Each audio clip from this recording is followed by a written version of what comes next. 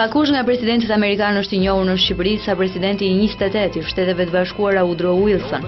Idealet politike të presidentit Wilson të mishëruara në 14 pikat e famshme që ai paraqiti në përfundim të luftës së parë botërore, në konferencën e paqes në Paris, dhe qëndrimi ndaj pavarësisë së Shqipërisë kanë bërë që figura e tij të jetë ndër më të vlerësuarat në vendin tonë. Në 22 korrik të vitit 1922, u mor vendimi për lidhjen e marrëdhënieve diplomatike mes Shqipërisë dhe Shteteve të Bashkuara, dhe në 4 dhjetor të këtij viti, ky vendim u zyrtarizua kur për herë të parë u hap ambasada në Tiranë dhe diplomat u caktua Grant Smith. Rreth 2 dekada më vonë, për shkak të pushtimit nga italianët, ambasada amerikane u mbyll dhe në 27 shtatorin e vitit 39, ambasadori Hugh Grant u largua nga Shqipëria. Që prej kësaj date deri në 1 tetorin e vitit 91, përfaqësia diplomatike amerikane në Tiranë qëndroi e mbyllur plot 52 vjet për shkak të qëndrimit që regjimi komunist mbajti ndaj Shteteve të Bashkuara. Marrëdhëniet Shqiptar-Shqipëri u rivendosën në 15 mars të vitit 91 dhe ambasada u hap në 1 tetor të atij viti, rreth 7 muaj më pas. E paharuar ka mbetur edhe 11 qershori i 91-shit, dita e vizitës së sekretarit amerikan të shtetit James Baker, të pari zyrtar të lartë që vizitonte Tiranën pas izolimit të gjatë që kishte imponuar diktatura komuniste. Nuk kishte nevojë për shumë deklarata që shprehnin mbështetjen e Shqipërisë ndaj Amerikës, pasi për këtë flisnin sheshet e mbushura nga qytetarët që kërkonin të shihnin sekretarin Baker. I come today to say to you,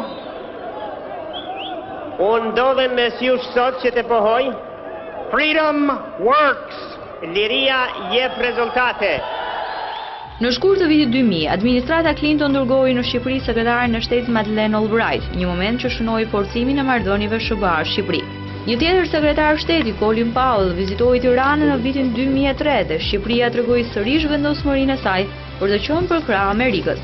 Atëherë qeveria Nano shkroi marrëveshjen për të mos dorëzuar qytetarët amerikanë në gjykatën ndërkombëtare të Hagës pa pëlqimin e Washingtonit, një marrëveshje anullimin e së cilës Bashkimi Evropian e kërkon në çdo progres raport që bën për Shqipërinë, duke theksuar se vendi ynë nuk mund të antarësohet pa e anulluar këtë kontratë me amerikanët. Në 10 qershorin e vitit 2007, presidenti i Shteteve të Bashkuara George W. Bush vizitoi Tiranën duke shënuar kulmin në marrëdhëniet mes dy vendeve tona. Presidenti Bush shpalli mbështetjen për pavarësinë e Kosovës dhe antarësimin tonë në NATO, dy çështje për të cilat të gjithë shqiptarët do të jenë mirënjohës Shteteve të Bashkuara të Amerikës. Pritja që u bë presidentit Bush në një qytet të vogël si Fushkruja tregoi pro-amerikanizmin e qytetarëve shqiptar. Një botë ku Shtetet e Bashkuara kanë shumë miq, por edhe jo pak armiq. Këta qindra qytetarë të Fushkrujës janë shembulli në miniaturë i rëndësisë që Shtetet e Bashkuara kanë për Shqipërinë, dhe çudisin edhe vetë amerikanët me shifrën e lartë të mbështetjes ndaj politikës së Shteteve të Bashkuara, siç shprehet edhe bashkëshorti i ambasadorit Aleksandr Arvizu në 20 vjetorin e hapjes të ambasadës amerikane në Tiranë.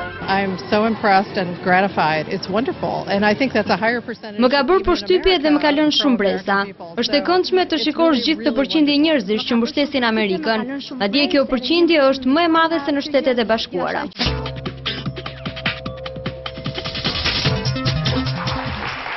Mirëmbrëma, ja ku jemi takuar si çdo të premte në emisionin Debat.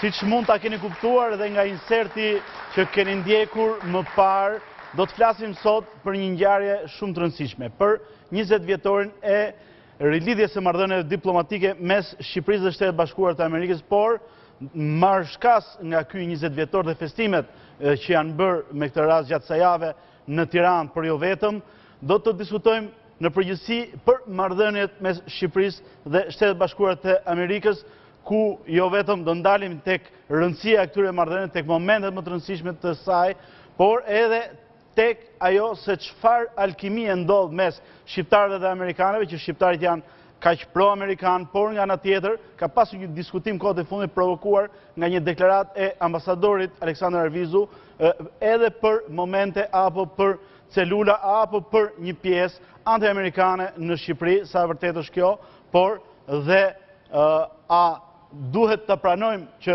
mund të ketë dhe me mendime ndryshe nga mendimi i shumicës shqiptarëve që janë pro-amerikan. Megjithatë, kjo mbrëmje, ky emision është i veçantë. Është i veçantë pasi të ftuarit e mi janë personalitete absolute në fushat e tyre dhe secili prej tyre mund të mbante një emision të posaçëm në lidhje me këtë temë, por jo vetëm, por unë i kam të katër së bashku. Pa humbur kohë, do doja t'i prezantoja më një herë, kam zotin Nikola Pano, profesor i Ballkanit në Universitetin e Illinoisit Perëndimor, mbrëma profesor. Bravo. Mirë se erdhe. Kam zotin Eles Biberaj, drejtorin e divizionit për Euroazin në Zërin e Amerikës, mbrëma profesor. Mirë se erdhe. Faleminderit.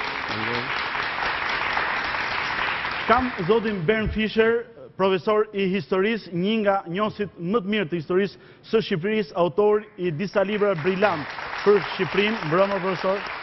Mirë se erdhe. Kam dhe Roland Bimon, diplomatin e njohur, ambasadorin e parë të Shqipërisë në Shtetet Bashkuara të Amerikës në vitin 1991. Mbrëma Bimo, faleminderit, mirë se erdhe. Pa humbur kohë me zotin Pano, si e ka përjetuar ai rilidhjen e marrëdhënieve shqiptaro-amerikane. Pas 52 vjetësh ndalese dhe rifillimin e këtyre marrëdhënieve, menjëherë pas rrëzimit të regjimit komunist. Për ne në Amerikë ishte një gëzim pa mas. Për këto 52 vjetë, kishim një kohë të gjatë, dhe rilidhjet midis familjet shqiptaro-amerikanë ishin prishur. Ishin shumë ne në Amerikë, ishim shumë dëshpëruar me regjimin komunist, edhe imazhin negativ që ajo kishte në botën, edhe ne ishim shumë të prekur për këto problemet që po bënte Shqipëria në disa viset e botës. Dhe prandaj për ne, kjo lidhjet e marrëdhënieve ishte një gëzim i madh, edhe neve kemi përfituar shumë nga kjo, edhe jemi përkrajës përpjekjet e Shqipërisë për të ndërtimin e sistemit demokratik edhe të tregut të lirë.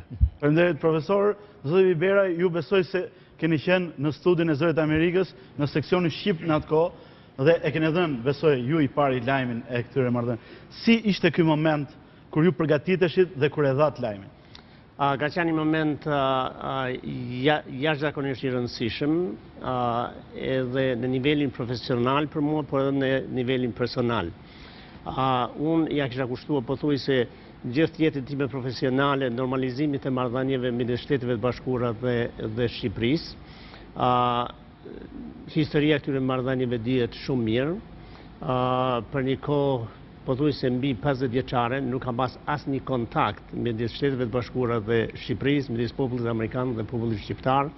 E i vetmi mjet që kishin Shtetet e Bashkuara për të komunikuar me popullin shqiptar ishte seksioni shqip i Zërit të Amerikës. Në nivelin personal, familja ime është me përjardhje nga Tropoja, janë detyruar që të ikin nga Shqipëria, unë kam lindur në Malzi, edhe për mua në nivelin personal kjo ishte ngjarja më e rëndësishme se u hapën rrugë që unë të vija dhe të vizitoja atë dhëun tim. Okej, dhe në momentin që ju e dhat lajmin, si kanë qenë, le themi, komentet apo mesazhet e shqiptarëve anë kënd Amerikës, por jo vetëm? Këtu janë dy momente. Keni ndonjë moment që e kujtoni posaçërisht? Unë besoj se hapja e ambasadës amerikane ka qenë shumë e rëndësi, por rivendosja e marrëdhënieve diplomatike me 15 mars ka qenë ngjarja kulmore për ne. Komuniteti shqiptar amerikan në përgjithësi ka qenë në favor të normalizimit të marrëdhënieve menjëherë, por ka pas edhe disa debate, ashtu siç ka pas debate edhe në radhë e vendimmarrësve amerikan, kur duhet të rivendoseshin marrëdhëniet. Në para ngjarjeve në Evropën lindore, Shtetet e Bashkuara disa herë kanë ofruar Shqipërisë mundësinë e normalizimit të marrëdhënieve, por nuk kishte asnjë interesim nga Tirana. Interesimi i parë erdhi kur Ramiz Alia mbajti një fjalim në plenumin e 10 në prill të vitit 1990. Por ngjarjet në Evropën lindore... Dhe vizitati në OKB. Po. Më pas, besoj se përshpejtoj. Në Vjeshtë. Po. Kështu që shqiptarët e mbështesin të. E mbështetën dhe pritën me entuziazëm. Natyrisht. Okej. Profesor Fischer, në kontekstin e zhvillimeve ballkanike, Shqipëria kishte një veçuri nga shumë shtetet tjera, se i kishte ndërprer totalisht marrëdhëniet me Shtetet Bashkuara të Amerikës, por edhe me një pjesë të vendeve të Perëndimit. Mbas rrëzimit të Murit të Berlinit, profesore e përmendi, kjo mund të ishte ndoshta ngjarja më e madhe. Pse kishte kaq shumë rëndësi për shqiptarët kjo gjë? Well, I think it was important from a whole series of different perspectives. As a historian, Mendoj se ka qenë e rëndësishme në shumë drejtime, sepse perspektiva në shumë drejtime të ndryshme ka pasur midis Amerikës dhe Shqipërisë, ka pasur madje dhe sot shqiptarët e njohin kontributin e presidentit Wilson si vendimën e Amerikës pas luftës së parë botërore, por ka edhe një lidhje fizike midis Shqipërisë dhe Shteteve të Bashkuara të Amerikës, sidomos pas faktit të luftës së parë botërore, por gjithashtu shqiptarët kanë dhe shumë të afërt në Amerikë. Ka edhe një lidhje shumë personale, që unë besoj që është riforcuar me hapjen e ambasadës amerikane në vitin 1991 dhe sigurisht që kjo është forcuar me kalimin e viteve nga të dyja palët. Përnderit, profesor Bimo, po flistim për rikthimin e marrëdhënieve. Ambasada është hapur në 1 tetorin e vitit 1991, pra 20 vjet më parë, pavarësisht se marrëdhëniet u rivendosën zyrtarisht më 15 mars të 91-shit. Dhe përveç hapjes ambasadës amerikane në Tiranë, duhej hapur dhe ambasada shqiptare në Washington. Atje sigurisht ka qenë dikur ambasador Konica i Madh dhe pasardhësi i Konicës fati ju çoi ju atje. Si ishte emrimi, si e pritët udhëtimi derisa mbritët, derisa hapet ambasadën? Dhe dorëzimi letrave kredenciale, ka qenë presidenti Bush plak, besoj, në atë kohë. Ishte për mua një ndodhin në jetë që edhe sot pasi ka ngaluar 20 sa vjet, përsëri kur e kujtoj, më kalojnë po të njëjtat emocione si të momentit parë kur më komunikoi presidenti Berisha vendimin e tij dhe të qeverisë asaj kohe për të marrë detyrën si ambasador në Washington. Ndoshta edhe mund të mos besohet, po momenti i parë ishte jo. Domethënë është një punë që unë s'e bëj dot. Kush ju komunikoi detyrën? Presidenti Berisha. Presidenti Berisha. Presidenti Berisha një ditë në zyrë më vjen dikush të më thotë me urgjencë të pret presidentin në presidencë. Në atë kohë ishte si tash që ka shumë makina, me bicikletë, me vrap, me djerës, çka ka ndodhur, si është puna. Se nuk pa prishte mendja kur që mund të ishte një vendim i tillë. Ku ishit me shërbim me detyrë diplomatike? Unë isha drejtorisë për marrëdhëniet me Shtetet e Bashkuara të Amerikës në Ministrinë e Jashtme. Kisha disa muaj që kryeja këtë funksion dhe ndërkohë kisha udhëtuar disa herë në Shtetet e Bashkuara dhe ndonse nuk ishte një gjë e panjohur përsëri prap lajmi se mund të shërbeja atje ishte një gjë që të krijon një ndjenjë përgjegjësie shumë të lartë dhe gjithmonë ishte dyshimi nëse a do të mund ta kryesh dot apo jo. Si ishte ti thoje jo një presidenti të ri, si ishte ti thoje jo Berishës, si ishte ti thoje jo shkuarës në Washington? Jo, problemi është që trurit duhet funksionojnë në fraksion të sekondës, se nuk ta lejon njëri hezitimin në ato momente, nuk të falet hezitimi, kështu që përgjigja ishte shumë shpejt, po. Dhe pjesa tjetër, por ndërkohë ishte një atmosferë jashtëzakonisht gati kolegësh, ndonse rangjet ishin krejt ndryshme. Berisha ishte president. Kur mbritët në Washington? Të marroj të fjalin, Berisha ishte president vërtet, por në rastin e komunikimit të detyrës e shoqëroi me një sër angazhimesh se si do të mbështetesh unë në punën time në Washington nga. Dhe sa rëndësishme ishte ajo për Shqipërinë në atë kohë.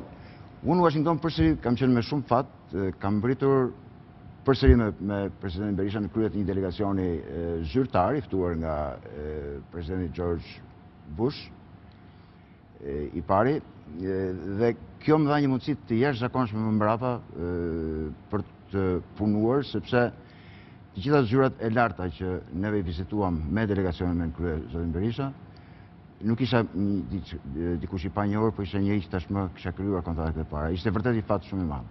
Okej, nga presidenti Berisha shkua dhe dorëzuat letrat kredenciale në shtëpinë e bardhë tek presidenti Bush. Si ishte të takoje Bushin dhe çfarë ju tha që ju ka mbetur ndoshta në mendje akoma?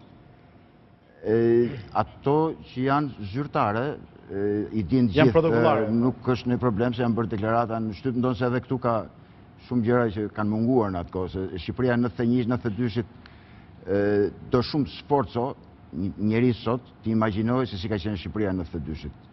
Është e pa imagjinueshme ndryshimi. Ajo që mbaj mend unë nga ceremonia e dorëzimit kredencialeve ishte që e gjitha ishte si fest, organizohesh një pritje ku merrin pjesë 8 apo 10 ambasadorë të cilët do të paraqesin kredencialet me radhë njëri pas tjetrit, ftoheshin me gjithë familjet. Mbaj mend për shkakun që aty ishte një ambasador që kishte 8 kalamaj dhe kishte marrë 8 me vete, dhe ishte një atmosferë gati feste. Dhe tjetra është qëndrimi i presidentit ishte gati befasues. Gjitha të barë emocionesh, kisha unë, 38 vjeç në atë kohë, vendi i idealeve, presidenti që kur e kujtonim në Shqipëri na duke një gjë shumë e largët, jo më të atakoje personalisht, dhe i tha, që të marrojmë punë me këto letra shpejt, tha që t'ikin dhe këta tjerë dhe të rimë rahat në vetë bëjmë muhabet bashkë. E gjithë atmosfera shkarkohej për një herë. Edhe ullu aty tha se aty është ullur dhe presidenti jotë kur kemi takuar për bisedime. Pak whisky dhe një puro, apo vetëm whisky? Absolutisht, ja. Absolutisht, ja. Presidenti Bush në atë kohë, në fakt, kishte përfunduar mandatin sepse kishte humbur në zgjedhje me Bill Clintonin dhe në janar Clintoni mori detyrën më pas në Shtëpinë e Bardhë. Do të vijojmë me kujtimet që keni në atë kohë, por do doja me zotin Pano, gjithmonë ka qenë gjallë për shqiptarët e Amerikës, thënia e famshme e Nolit që Baju djemë, mos ke frikë se ke djemë në Amerikë. Djemët në Amerikë si ndihmuan për ta përshpejtuar rikthimin e marrëdhënieve dhe normalitetin e këtyre marrëdhënieve mes Shqipërisë dhe Amerikës. Dhe vajzat. Dhe vajzat, sigurisht. Çdo bëjmë pa vajzat. Djemët edhe vajzat kanë luajtur një rol shumë pozitiv në rivendosjen e marrëdhënieve. Kishte një simpati të madh në Shteteve të Bashkuara për këtë çështje. Kemi shkruar letra, kemi patur simpozium, kemi bën lobbying me kongresmenët, takime në departamentin e shtetit, po thuaj të gjithë komuniteti, 95% ishnin në favor të këte vendimit. Edhe kanë punuar rend shqiptar-amerikanët. Edhe kanë, basi janë rifiluar këto marrëdhëniet, kanë patur interes për ambasadën e Shqipërisë, ka bërë disa përpjekje për pajisëve të ambasadës, për një godin të ambasadës, nuk kanë bërë aq shumë si mund të kenë bërë, po kanë patur këtë interes dhe kjo ishte një gjest me një rëndësi shumë të madh për ne në Amerikë. Okej, faleminderit Biberaj, mbas hapjes ose pas lidhjes marrëdhënieve përpara hapjes, ka qenë një moment shumë interesant dhe shumë i rëndësishëm. Sekretari Amerikan i Shtetit zoti James Baker ka qenë në Tiranë dhe ju, me sa mbaj mend në atë kohë, unë kam qenë shesh, keni shoqëruar dhe ndoshta kjo ka qenë ardhja juaj e parë në Shqipëri me detyrën e posaçme si gazetar apo keni qenë më parë? Në vërtetë që ka qenë vizita e dytë. Vizita e parë ka qenë në rastin e zgjedhjeve të para parlamentare me 31 mars. Në fund të marsit. Me 31 mars, me një delegacion... 15 ditë mbas rivendosjes. Po. Me një delegacion të Kongresit Amerikan të Komisionit të Helsinkit. Dhe James Baker i kishte shumë interes, sigurisht, por komentet bëshin dhe për ju, sepse në atë kohë e kam pas dëgjuar shumë, por ka pasur akoma një ndarje të thellë, kishte edhe një pjesë që kishin urrëtie, faktikisht sepse akoma nuk po e pranonin largimin nga pushteti apo demokracinë. Kishte fajt sistemi. Por kishte shumë entuziazëm dhe u tha një shprehje nga sekretari Amerikan i Shtetit James Baker nën atë entuziazëm, you are with you, you are with us. Ka qenë një shprehje që u përsërit disa herë. Qa emocionesh keni ndarë bashkë me zotin Baker dhe a ju bëre ai ndonjë koment mbas kësaj? Kjo shprehje që përmendet ju, ai e pohoi atë në fjalimin që mbajti në sheshin Skënderbej. Po para se të vinim tek sheshi Skënderbej, emisionet filluan qysh kur u largum nga aeroporti edhe duke ardhur, më duket quhet Vore, një fshat këtu afër, edhe aty filluan të grumbulloheshin me mira njerëz. Edhe ishte diçka ndërkohë në ekran janë pamjet e atij mitingut të harruar. Ja, dhe zoti Baker që mban fjalimin. Zoti Baker mbajti 2 fjalime këtu, një ishte fjalimi në sheshin Skanderberg për masët, edhe ishte një fjalim shumë entuziast. Amerika po kthehet tek ju, ne jemi me ju, ju jeni me ne, liria funksionon, jep rezultate, punon si të keni dëshirë. Pastaj fjalimi tjetër ishte në parlament, edhe aty nga pikpamja e marrëdhënieve dypalshe, nga pikpamja e përparimit të demokracisë, të ndryshimeve këtu, ai ishte fjalimi më substancial. Edhe në atë fjalim, sekretari i shtetit numroi paka shumë konditat që Shqipëria duhet të plotësonte për të përparuar, për të marrë ndihmat e mateshme nga Shtetet e Bashkuara, foli mbi vizionin që Shtetet e Bashkuara kishin për demokracinë në Shqipëri.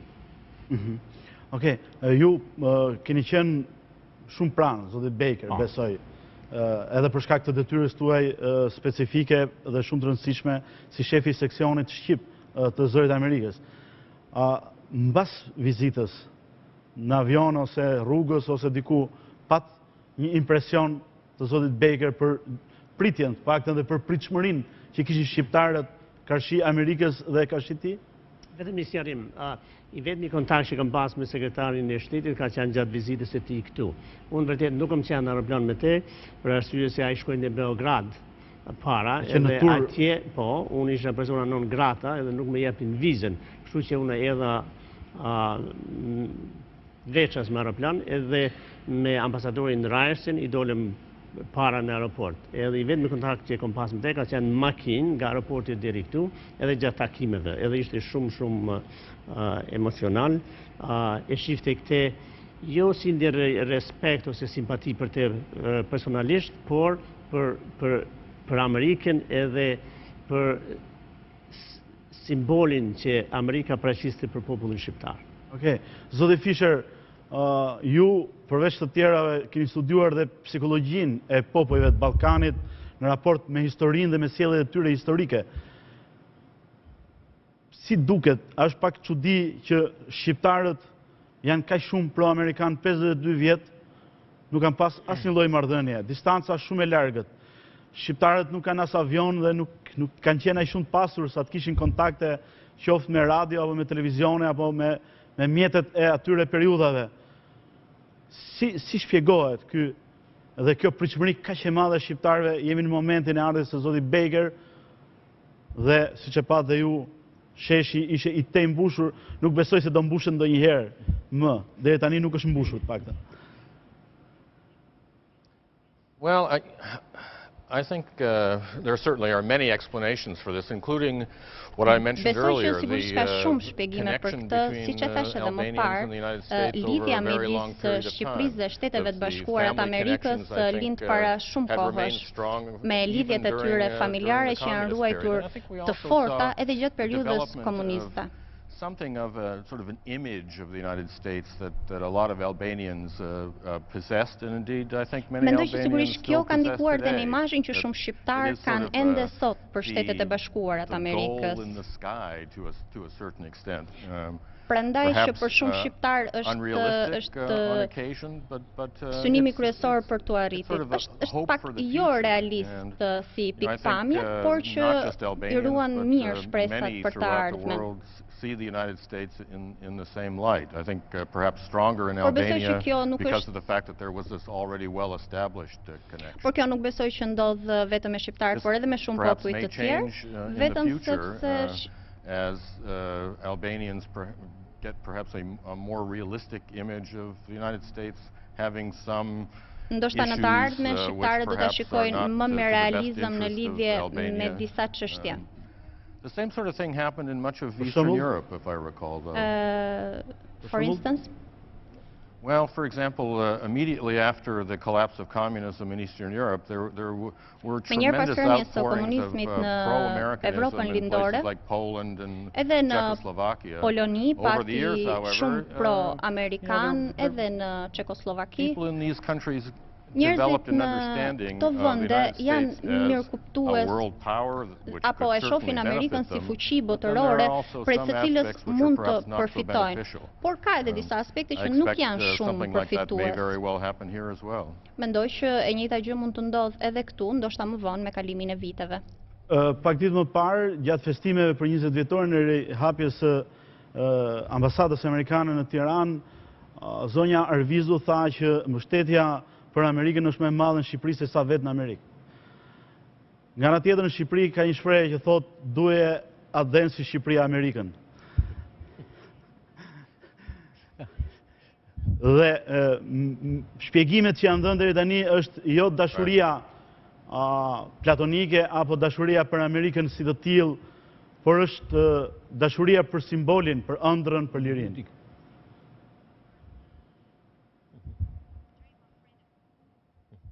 Është një shpjegim i drejtë apo në qoftë se Shqipëria më vonë do të bëhet vend më i pasur, më integruar në Evropë dhe nuk do ketë kaq shumë ëndra për lirinë, po do ketë më shumë ëndra për pasurinë, do ndrojnë edhe këto qëndrime.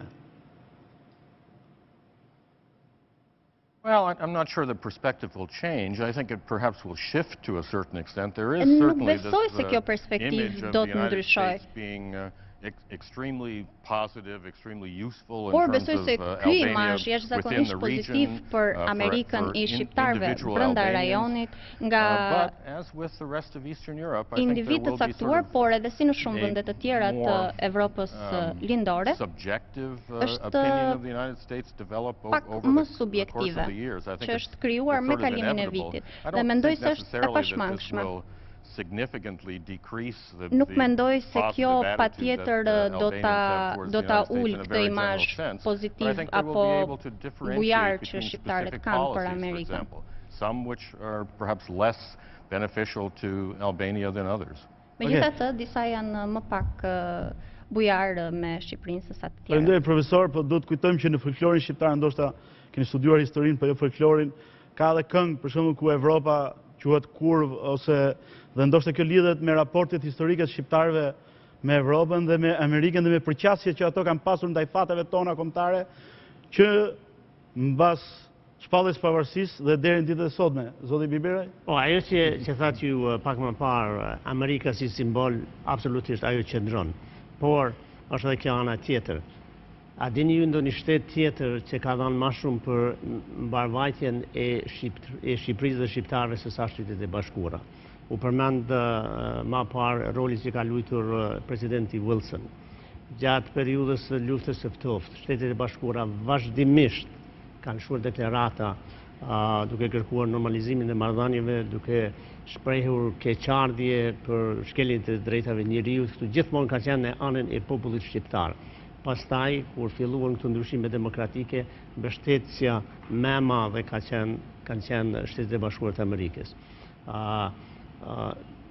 Po mbushën 20 vjet pas rivendosjes së demokracisë këtu. Shtetet e Bashkuara kanë vazhduar në mënyrë konstante që të mbështesin demokratizimin e këtij vendi. Pastaj edhe shlirimin e Kosovës, pavarësinë e Kosovës. A mund të arrijë ajo pa mbështetjen këmbgulëse të Shteteve të Bashkuara? Okej, pyetje retorike. Përgjigja s'besoj se ka nevojë. Bimo, a janë kushient amerikanët që ne jemi kaq pro-amerikan? Është përgjigje e vështirë sepse Amerika është shumë e madhe. Flasim për Amerikën zyrtare, për Amerikën vendimarrëse. Amerika zyrtare padyshim. Do të thënë, një nga arsyet që unë gjeta një ambient jashtëzakonisht mbështetës në punën time në F2-shin, ishte fakti që shumë nga ata njerëz të cilët unë takoja në zyrat ndryshme të administratës, në kongres, në zyrat e shtypit, e dinin fare mirë pritjen madhështore që ishte rezervuar sekretarit Baker. Pra, ata që ishin në korrent të gjërave, ishin në dieni edhe të një simpatie apo pro-amerikanizmi në Shqipëri, i cili duke ju referuar edhe debatet para pak minutave lidhur me pro-amerikanizmin, unë kam vënë re që pro-amerikanizmi shqiptar është, si thuash, pro-perëndim, pro-perëndimorizim, si thuash. Nuk e përjashton Europën. Amerika është kampione e perëndimit dhe si e tillë nderohet më shumë, venerohet më shumë, respektohet më shumë, po në esencë qëndrojmë vlerët e lirisë dhe demokracisë. Po të shikosh, të vetmin aleat që Shqipëria... Pra, përveç se Amerika shihet dhe si shtet bërtham i qytetërimit perëndimor, rreth cilit rrotullohet i gjithë ky qytetërim dhe përrjedhoi të gjitha simpatit qoftë për qytetërimin perëndimor, qoftë për Amerikën Bashkore në një të vetëm. Eksakt.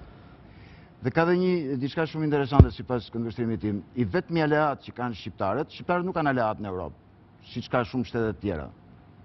Dhe nuk aleat tradicional apo aleat këndvështrim strategjik apo natyral. Një këndvështrim caktuar. I vetmi aleat që kanë shqiptarët është demokracia. Po të shikosh, vetëm në demokraci në këto 20 vjet, ndryshimet që kanë ndodhur në Shqipëri, qoftë nivelin e jetesës, qoftë ndryshimet politike, janë pak krahasueshme me gjithë historinë e tyre, domethënë. Çështja shqiptare asnjëherë nuk ka qenë më mirë se sa që sot. Natyrisht mund të ketë akoma nevojë për një progres të mëtejshëm në drejtimet caktuara, por asnjëherë nuk ka qenë. Dhe kjo ka ndodhur për shkak të marrëdhënieve të shkëlqyera me Shtetet Bashkuara të Amerikës, të cilat në esencë janë mbështeten në demokracinë. Por në fundit ne jemi Evropë, ne jemi pjesë e Evropës, qoftë nga pikpamja gjeografike, qoftë nga pikpamja e popullsisë, qoftë nga pikpamja e aspiratës tonë finale, që është Bashkimi Evropian dhe integrimi në këtë strukturë. Ashtu sikundër edhe NATO, sigurisht që është aleanca e qytetërimit perëndimor për të mbrojtur dhe është aleanca më e madhe, thuhet, gjithmonë kjo. Por do të them që amos ky pro-amerikanizmi jon ndonjëherë na ka prish punë në këto balancat në vendimarrjet e mëdha mes BE-s, Shtetet Bashkuara, sepse edhe ato kanë humoret, kanë rivalitetet, kanë qefmbetjet, kanë dhe ato brylat e tyre, kanë dhe ato lojrat e tyre gjëra politike. Zoti Fischer? Well, I certainly think that it is in the interest of Albania to move in the direction of the European Union. Mendoj se është në interes të Shqipërisë të lëvizë në Bashkimin Evropian. From a principally a security standpoint. Sigurisht që çështja e sigurisë është një çështje shumë e rëndësishme për një shtet dhe ndikon edhe në aspektin ekonomik dhe mendoj se ardhmja e ekonomisë shqiptare, ashtu si kundër e thatë edhe ju në shumë raste, është në Bashkimin Evropian. Të paktën 15-20 vitet e fundit. Bashkimi Evropian ka qenë shumë bujar me Shqipërinë. Sigurisht që kjo siguron një ndihmë të madhe ekonomike duke bërë edhe Shqipërinë pjesë të Evropës dhe kjo është një faktor kritik. Bimo, a hiperbolizohet ajo pritshmëri që ne kemi për Amerikën apo është realiste? Gjithmonë më realiste. Të po thënë, në fillimet e veta, në 92 në Shqipëri ndodhi një revolucion, pavarësisht se si është emërtuar, por praktikisht revolucion demokratik. Kalimi nga një sistem në një sistem tjetër ndodhi një revolucion. Dhe sa ka përmbysje. Dhe ne që po themi në mënyrë figurative erdhëm në pushtet në atë kohë, nuk kishim një koncept real se si funksionon Amerika. Ne shpresonim që Amerika do aplikonte një plan Marshall, apo do jepte me miliarda dollar kredi. Apo çekun e bardhë. Apo e tjera. Dhe këto nuk ishin, këto që po themun tash, nuk ishin biseda në rrugë apo në kafene. Këto ishin biseda që bëheshin në zyrat e shtetit. Shpesh, disa nga këto lloj bisedash arrinin penetronin deri në bisedime zyrtare, domethënë. Mbaj mend fakt zhgënjimin kur erdhi Baker, pritej faktikisht përveç të tjerave, pritej edhe një ndihmë ekonomike dhe zoti Baker kam frikë se u shtrëngua të jepte diçka dhe dha $6 milion. Dhe në atë kohë, më korrigjoni nëse kam gabim, $6 milion ka qenë deklarimi, Dhe në atë kohë ishin 3 milion shqiptarë dhe i bindin nga $2 se cilit. Edhe ishte një kryer artikull në gazetin e parë për Zeri Populli, $6 milion për 3 milion tonë. Blen një akullor me. Mirë, por Ramizalia ndoshta nuk e dinte që Amerika nuk t'jep peshk thash, po të mëson të gjuash peshk. Eksakt. Kjo ndodhi. Mund të bëj një koment për çështjen e $6 milion? Në qoftë se edhe sot i marrim ato 2 fjalimet të sekretarit të shtetit Baker dhe i lexojmë me kujdes. Aty thuhet shprehjimisht: sot për sot po japim 6 milion në ndihmë humanitare. Ndihmat amerikane do të vinë, por ju duhet të bëni përparim drejt reformave demokratike, reformave ekonomike edhe gjitha. A jep një listë se shka pritet nga pala shqiptare. Zgjedhje të lira, ndërtimin e institucioneve demokratike, e në vërtet, me njëherë pas këthimit e tij në Washington, brenda disa javësh, filloi zbatimi i programeve.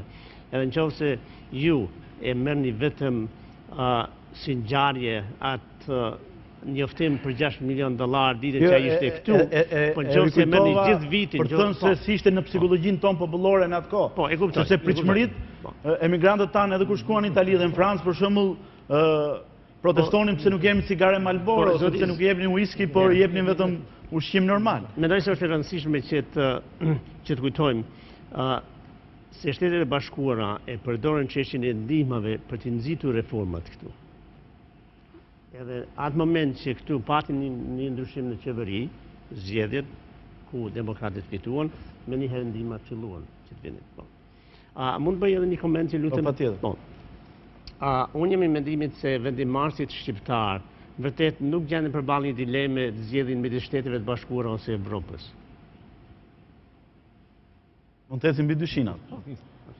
Për më tepër, nëse mund të vazhdoj vetëm një fjali, për më tepër është politikë e deklaruar dhe e ndjekur nga Shtetet e Bashkuara të Amerikës integrimi i Shqipërisë dhe i këtij rajoni në Europë. Dhe është një interes të Shtetet e Bashkuara që ky rajon të integrohet në Europë. Nuk ka kurfar kontradikte. Nëse kthehemi në vitin 90 ose 91, Shtetet e Bashkuara, edhe para deklarimit të pluralizmit politik këtu, deklaratat amerikane, veprimet amerikane bashkëndoshin me ato të aleatëve kryesorë evropianë. Okej, zoti Pano, a ka një kontradikt këtu në mos keq kuptohet ose xhelozon dikë pro amerikanizmi shqiptar? Të them së pari, pritjet e Evropës dhe pritjet e Amerikës për Shqipërinë janë një lloj. Amerika e ka inkurajuar Shqipërinë për të integruar në këto sistemet strukturet Euro-Atlantik. Kjo është një politikë së bashku. Ka disa, mund të them, kundërshtime, po janë të vogla midis Evropës dhe Amerikës këtu në Shqipëri. Po në përgjithësi, unë shikoj këtë si një politik, një pikpamje botëror, një lloj.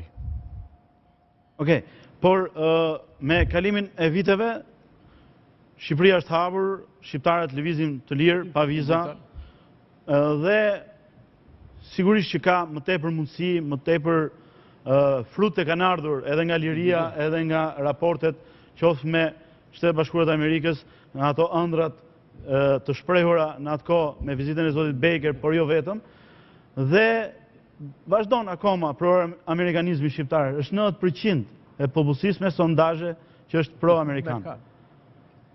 Ka një kimi këtu që vepron, ka diçka të veçantë përtej Wilsonit, përtej Kosovës, përtej ka një si kemi thënë në këto diskutimet që kemi parë këtu, është një histori, është një traditë që kanë forsuar këto pikpamje pro-amerikane. Amerika ka bërë shumë për Shqipërinë. Në disa fushë, në fushën e mbrojtësisë, në fushën e ekonomisë, në fushën e qeverisë, ka disa lloj aktivitet këtu Amerika. Edhe këto janë, i shikon populli shqiptar që kanë bërë. Kanë kontakte me shqiptarët e Amerikës. Kemi këto, siç thash, këto traditat. Po edhe si ka thënë profesori Fisha, në afatin e shkurtër tani, këto do të jenë të forta. fatin e gjatë, do të shikojmë, nuk din si do të shkojmë punat, po ka këto lidhjet, ka sentimenta, caga këto janë logjike, sa janë vetëm emocionale. Në historinë shqiptare të shekullit 20 dhe në këto 10 vjetet dekadës parë të shekullit 21, ka pasur shumë dashuri shqiptare për shtetet të ndryshme, për superfuqit në përgjithësi.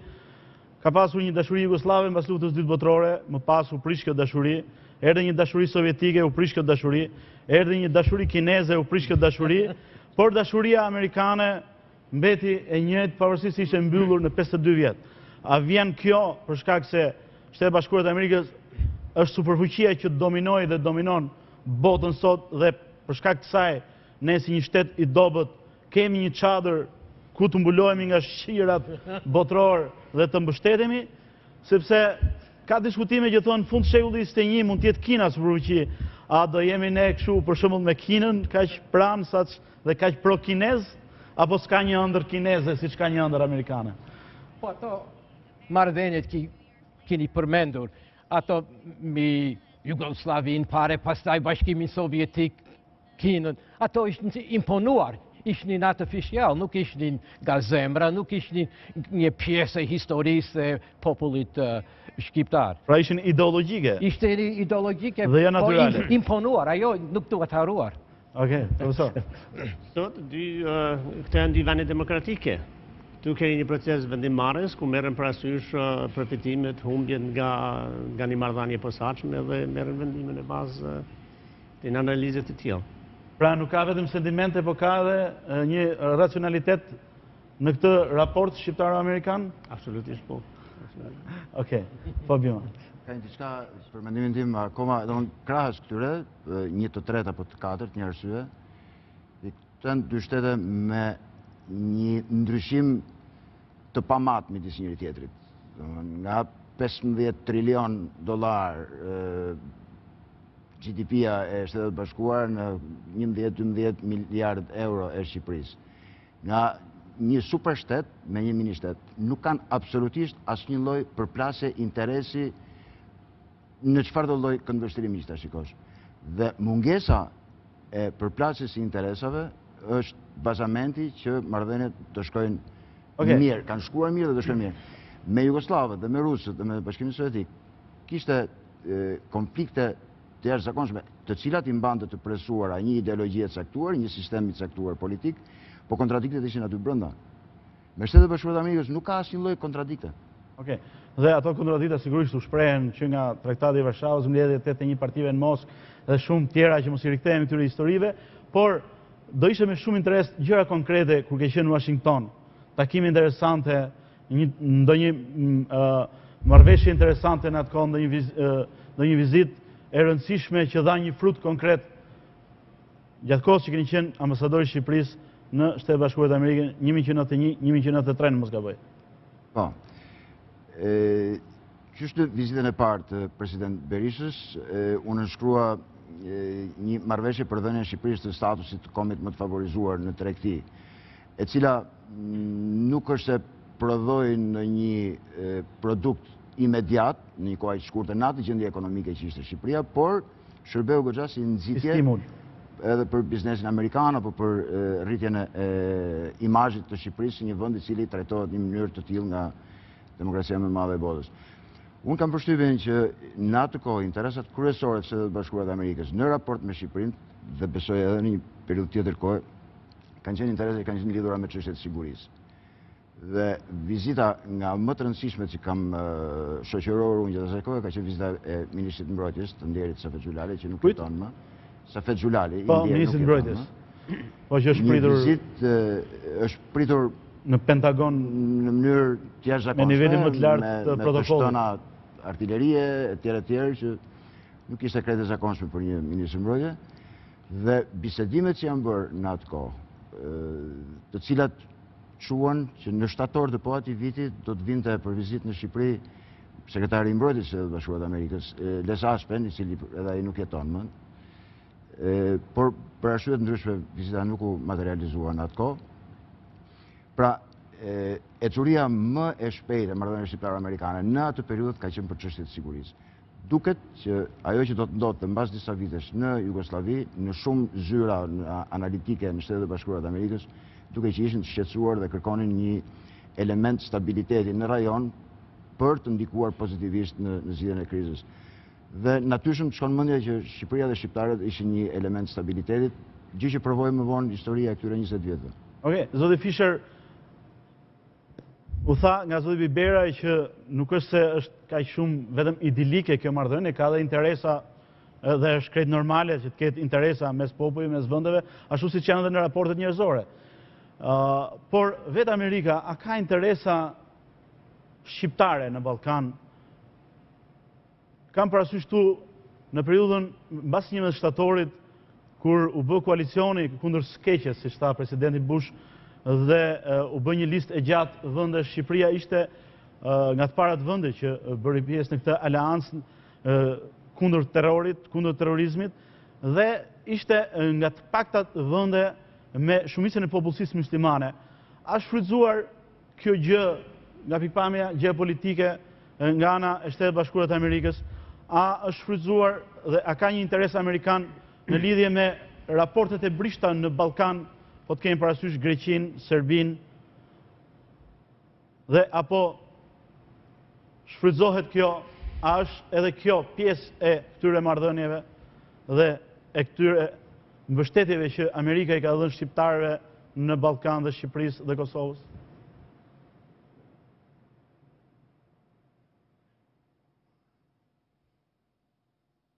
Well, I think the support is certainly quite reciprocal. I think certainly the Albanian government has been extremely supportive of American foreign policy priorities in the Balkans and throughout the world. I think the United States is quite appreciative of Albania's role as a stabilizing force, not only in terms of Kosovo, but also in terms of Macedonia. Jo vetëm për Kosovën, por edhe për Maqedoninë. Mendoj se qeveria amerikane e vlerëson edhe mbështetjen e Shqipërisë për luftën në Bosnjë, në Afganistan, dhe në lidhje me këtë, mendoj se qeveria shqiptare ka qenë një nga regjimet më pro-amerikane që mund të gjenden në botë. Dhe mendoj se kjo ka qenë një marrëdhënie reciproke. A personal level, I think the connection is very strong. Dhe mendoj e përsëris që në nivel profesional kjo lidhje është shumë e fortë, por edhe në nivel zyrtar kjo lidhje do të mbetet shumë e fortë. Ka qenë një periudhë, sidomos para, gjatë dhe pas luftës në Irak, që ishte pak në modë në botë që të ishte pak anti-amerikan. Ndërkohë që shqiptarët asnjëherë nuk u tërhoqën, qëndruan. A ishim ne jashtë mode? I don't believe so. You know, there certainly are many other states that supported America's position with regard to Afghanistan and with regard to Iraq, dhe në lidhje me Irakun. Within the European Union, the Canadians, sigurisht shumë prej tyre janë në Bashkimin Evropian. Of the rest of the planet, so I don't think Albania was particularly out of fashion. I think Albania was extremely enthusiastic, though, perhaps more enthusiastic than some of the other allies that the Americans se sa vendet e tjera për ta mbështetur këto përpjekje të caktuara. Në një farë mënyrë këshilla juaj është që ne të jemi çik më realist në këtë përqasje?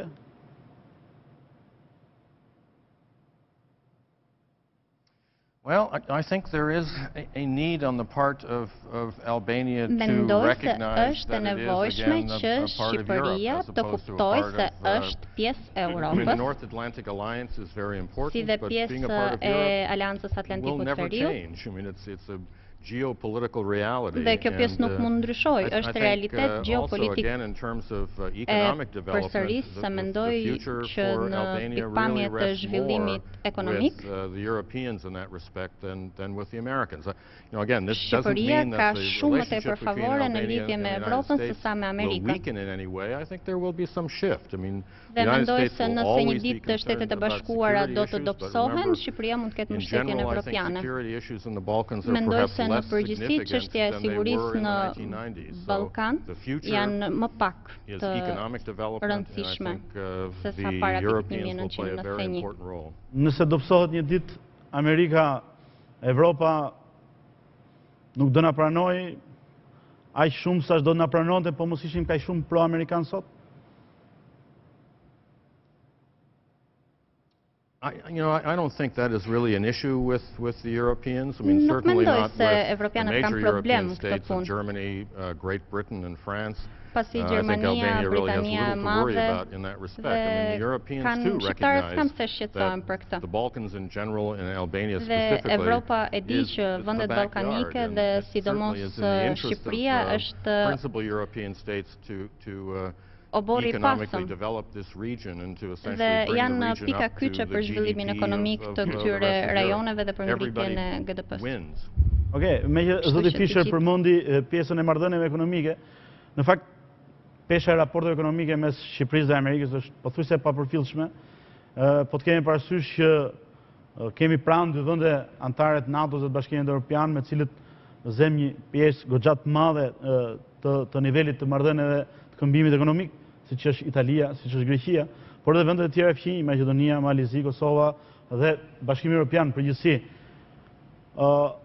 A ka një disbalans këtu në këto qëndrime me peshën specifike të raporteve të tjera ekonomike dhe të raporteve të përditshme të jetesës dhe të bashkëjetesës në këtë rajon, por edhe në Evropë? Nëse më lejoni deshet vetëm një koment për atë që tha profesori Fischer. Po. Ata analist ose politikan shqiptar që mund të kenë dyshime ose shqetësime për ndjenjat pro-amerikane të shqiptarëve, ata patjetër duhet të përgjigjen pyetjes si po ndikojnë këto ndjenja pro-amerikane në dëm të Shqipërisë. Edhe duhet ta faktojnë, duhet ta dëshmojnë me diçka. Derisa nuk ka, do thotë që mos u shqetësoni. Edhe kjo ishte përgjigja. Po. Edhe mendoj se po i bie shumë si jo gjaja Shtetet e Bashkuara dhe Evropa po konkurrojnë për misinë me Shqipërinë, unë nuk e shoh ashtu fare. Nuk kemi aq mëdhej ne sa të ketë kaq konkurrencë. Okej, për pyetjen që thash në lidhje me raportet ekonomik dhe u përgjigjet vetë. Okej, ishte përgjigje brenda. Po, profesor Pano, me këtë çështje. Kur bëjmë vështrimi politikën e Shqipërisë të brendshme dhe të jashtme, ka patur një kongruencë të interesave kombëtar të Shqipërisë me ato të Shteteve të Bashkuara.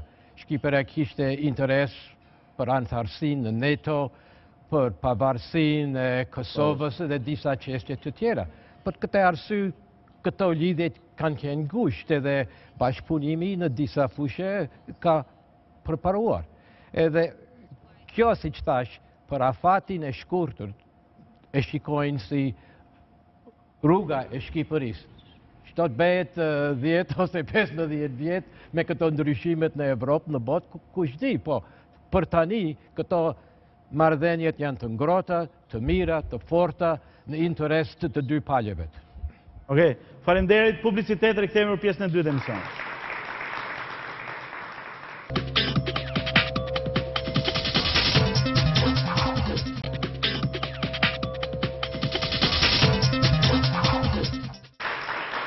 Jemi rikthyer për pjesën e dytë të debatit në lidhje me diskutimin ton për marrëdhëniet shqiptaro-amerikane, e parë kjo në dritën e festimeve të 20 vjetorit të rilidhjes së marrëdhënieve të rihapjes së ambasadave në të dy vendet pas 52 vjetësh mbyllje, që nga 39-a e largët pas pushtimit Shqipërisë nga Italia fashiste dhe deri në 15 marsin e vitit 1901, kur u firmos marrëveshja e rifillimit të marrëdhënieve, por kur ambasada amerikane në Tiranë u hap më 1 tetorin e vitit 1991, pra plot 20 vjet më parë.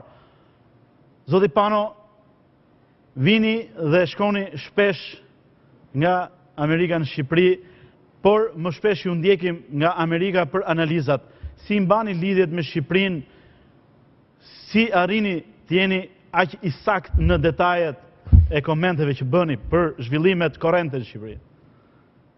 Pa pikë së pari, kam qenë studuese e historisë e Shqipërisë për, po thuaj, 20 vjetë tani, edhe lexojnë shumë libra, ndjek tani në internetin e shmë po në periudën e komunizmit i mirë nga gazetat direkt nga Shqipëria mi dërgonin me leke, i pagonje dhe... Kush t'i sillte?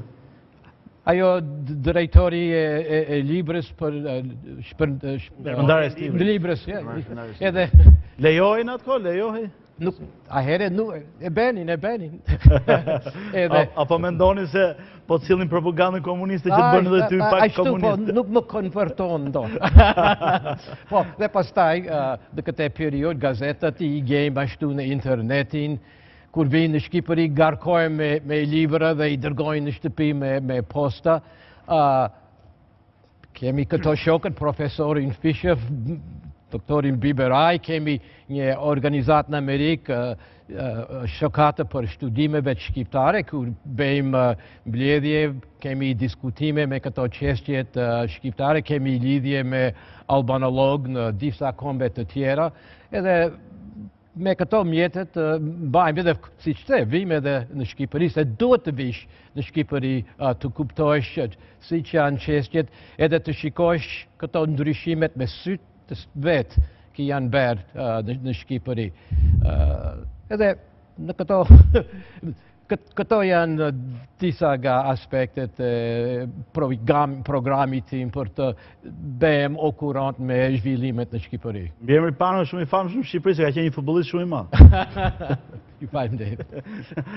Okej, profesor, zoti Biberaj, tani në Shtetet e Bashkuara të Amerikës ka 3 breza, le të themi, shqiptarët e parë deri në fillimin e luftës dytë botërore, nga lufta dytë botërore deri në 90-ën dhe brezi i pas 90-ës. Dhe ky numër me kalimin e viteve vjen dhe shtohet, flitet se janë rreth 500.000 shqiptarë atje. A janë më të organizuar shqiptarët, a janë si dikur Vatra dhe shumë nga këto organizatat, apo jeta është pak më ndryshe tani dhe organizimi është më pak virtual nëpërmjet internetit?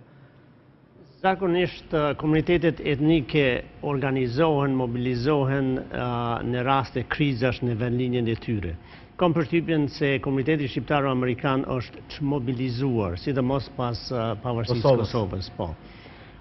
Kjo mund të ketë të bëjnë edhe me faktin se Tirana dhe Prishtina në basin nuk u kushtojnë aq shumë vëmendje sa në të vërtet ata dëshirojnë edhe meritojnë. Por gjithsesi, vetë Departamenti i Shtetit nëpërmjet seksionit shqip të Zërit e Amerikës, dihet Zëri i Amerikës është një organ shumë i rëndësishëm informimi, por që mbështetet nga Departamenti Amerikan i Shtetit, me sa di, vazhdon ta mbaj jo vetëm hapur seksionin, por të jetë i fuqishëm, ka shtuar ditarin në një emision televiziv.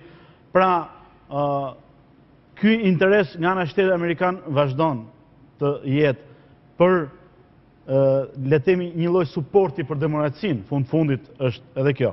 Patjetër. Si shkon seksioni dhe si është interesi i shikuesve e dëgjuesve për Zërin e Amerikës, i cili ka qenë një nga burimet pothuajse të vetme bashkë me BBC-n në atë kohë ku dëgjohej fjala e lirë dhe nga ku ishte mendja dhe zemra dhe veshët për të kapur një mesazh lirie. Si është tani? Historia shërbimit shqiptar të Zërit Amerikës është shumë interesante. Transmetimet e para në gjuhën shqipe kanë filluar në vitin 43, janë ndërprerë në mbarim të luftës në vitin 45 dhe në maj të vitit 51 janë rifilluar. Edhe që nga maj i vitit 51 ne transmetojmë pa ndërprerje. Me një fjalë që 60 vjetë paktën pa ndërprerje. Si shtatë dhe ju vetë, ne jemi përpjekur gjithmonë që të jemi në korrent me zhvillimet këtu, të marrim parasysh edhe ndryshime teknologjike. Në vitin 99 filluam programin televiziv Ditari, edhe jemi shumë mirë. Ne çdo vit organizojmë anketa, jo ne Zëri i Amerikës, por organizatat pavarura, Intermedia quhet. Edhe anketa e fundit këtu ka qenë në muajin korrekt të këtij vitit dhe Ditari edhe radio, se kemi edhe 2 programe në radio, kemi një shikueshmëri dhe dëgjueshmëri javore prej ka një ngritje nga 45% që ishte vjetë në 48% si vjetë këtu, në Shqipëri. Lidhet me vitin elektoral, me zhvillimet politike? Jo. Apo thjesht është si trend? Trend. Kurse në Kosovë është afër 60%. Gja lartë dhe besoj e kuptueshme edhe për shkak të nivelit të zhvillimit të mediave dhe të zhvillimit demokratik atje. Mu më ka interesuar, por fatkeqësisht nuk kam pas kohë që të merrem me hulumtime, se do të isha shumë interesuar se si është marrë vendimi, se si Shtetet e Bashkuara në vitin 43 kanë marrë vendim që në mes të 14 gjuhëve që transmetoshin atë kohë, një prej tyre ishte gjuha shqipe. Edhe besoj se kjo është dëshmi e mbështetjes besoj se profesor Pano ose kolegu Shqipëri dhe kombit shqiptar. Një libër, kolegu ynë Ilir Ekonomi ka bërtuar një libër për Konicën, edhe sipas mendimit tim ka dhënë një ndihmës të jashtëzakonshme. Po, është libër brillant, unë kam lexuar me kënaqësi, ashtu siç kam lexuar të 3 librat e profesor Fisherit, ku do të thënë që Mbreti Zog dhe përpjekjet për stabilitet në Shqipëri është quajtur absolutisht libri më i mirë që është bërë për atë periudhë, për periudhën e Mbretit Zog deri tani, të paktën. Si arrini dhe pse ky interes dhe si arrini ta mbani këtë interes për Shqipërinë në këto nivele? Well, first of all, thank you very much for your kind remark about my book. My interest actually is entirely academic. I have a PhD from the University of California, Santa Barbara, and there I studied with one of the great Balkan scholars in the United States. And it was his suggestion back in the late 1970s to have me look at Albanian topics because there really wasn't a great deal. And it was sort of a mysterious place in Europe, and it attracted my attention. I came here actually for the first time in 1988. Your friend was American? That suggested you? No, actually my mentor was a Serb. Mentori im ka qenë serb, për të thënë të vërtetën, emri i tij ka qenë Dimitri Đorđević. Sigurisht që ai jepte lëndën e historisë Serbisë, por sigurisht që njihte edhe atë të Shqipërisë, kam ardhur këtu për herë të parë në vitin 1998 dhe e kam dashur këtë vend. Dhe që nga ajo kohë kam pasur një interes shumë të madh për Shqipërinë. Pra pas ka edhe serb që na bëjnë dhuratë kaq të bukura.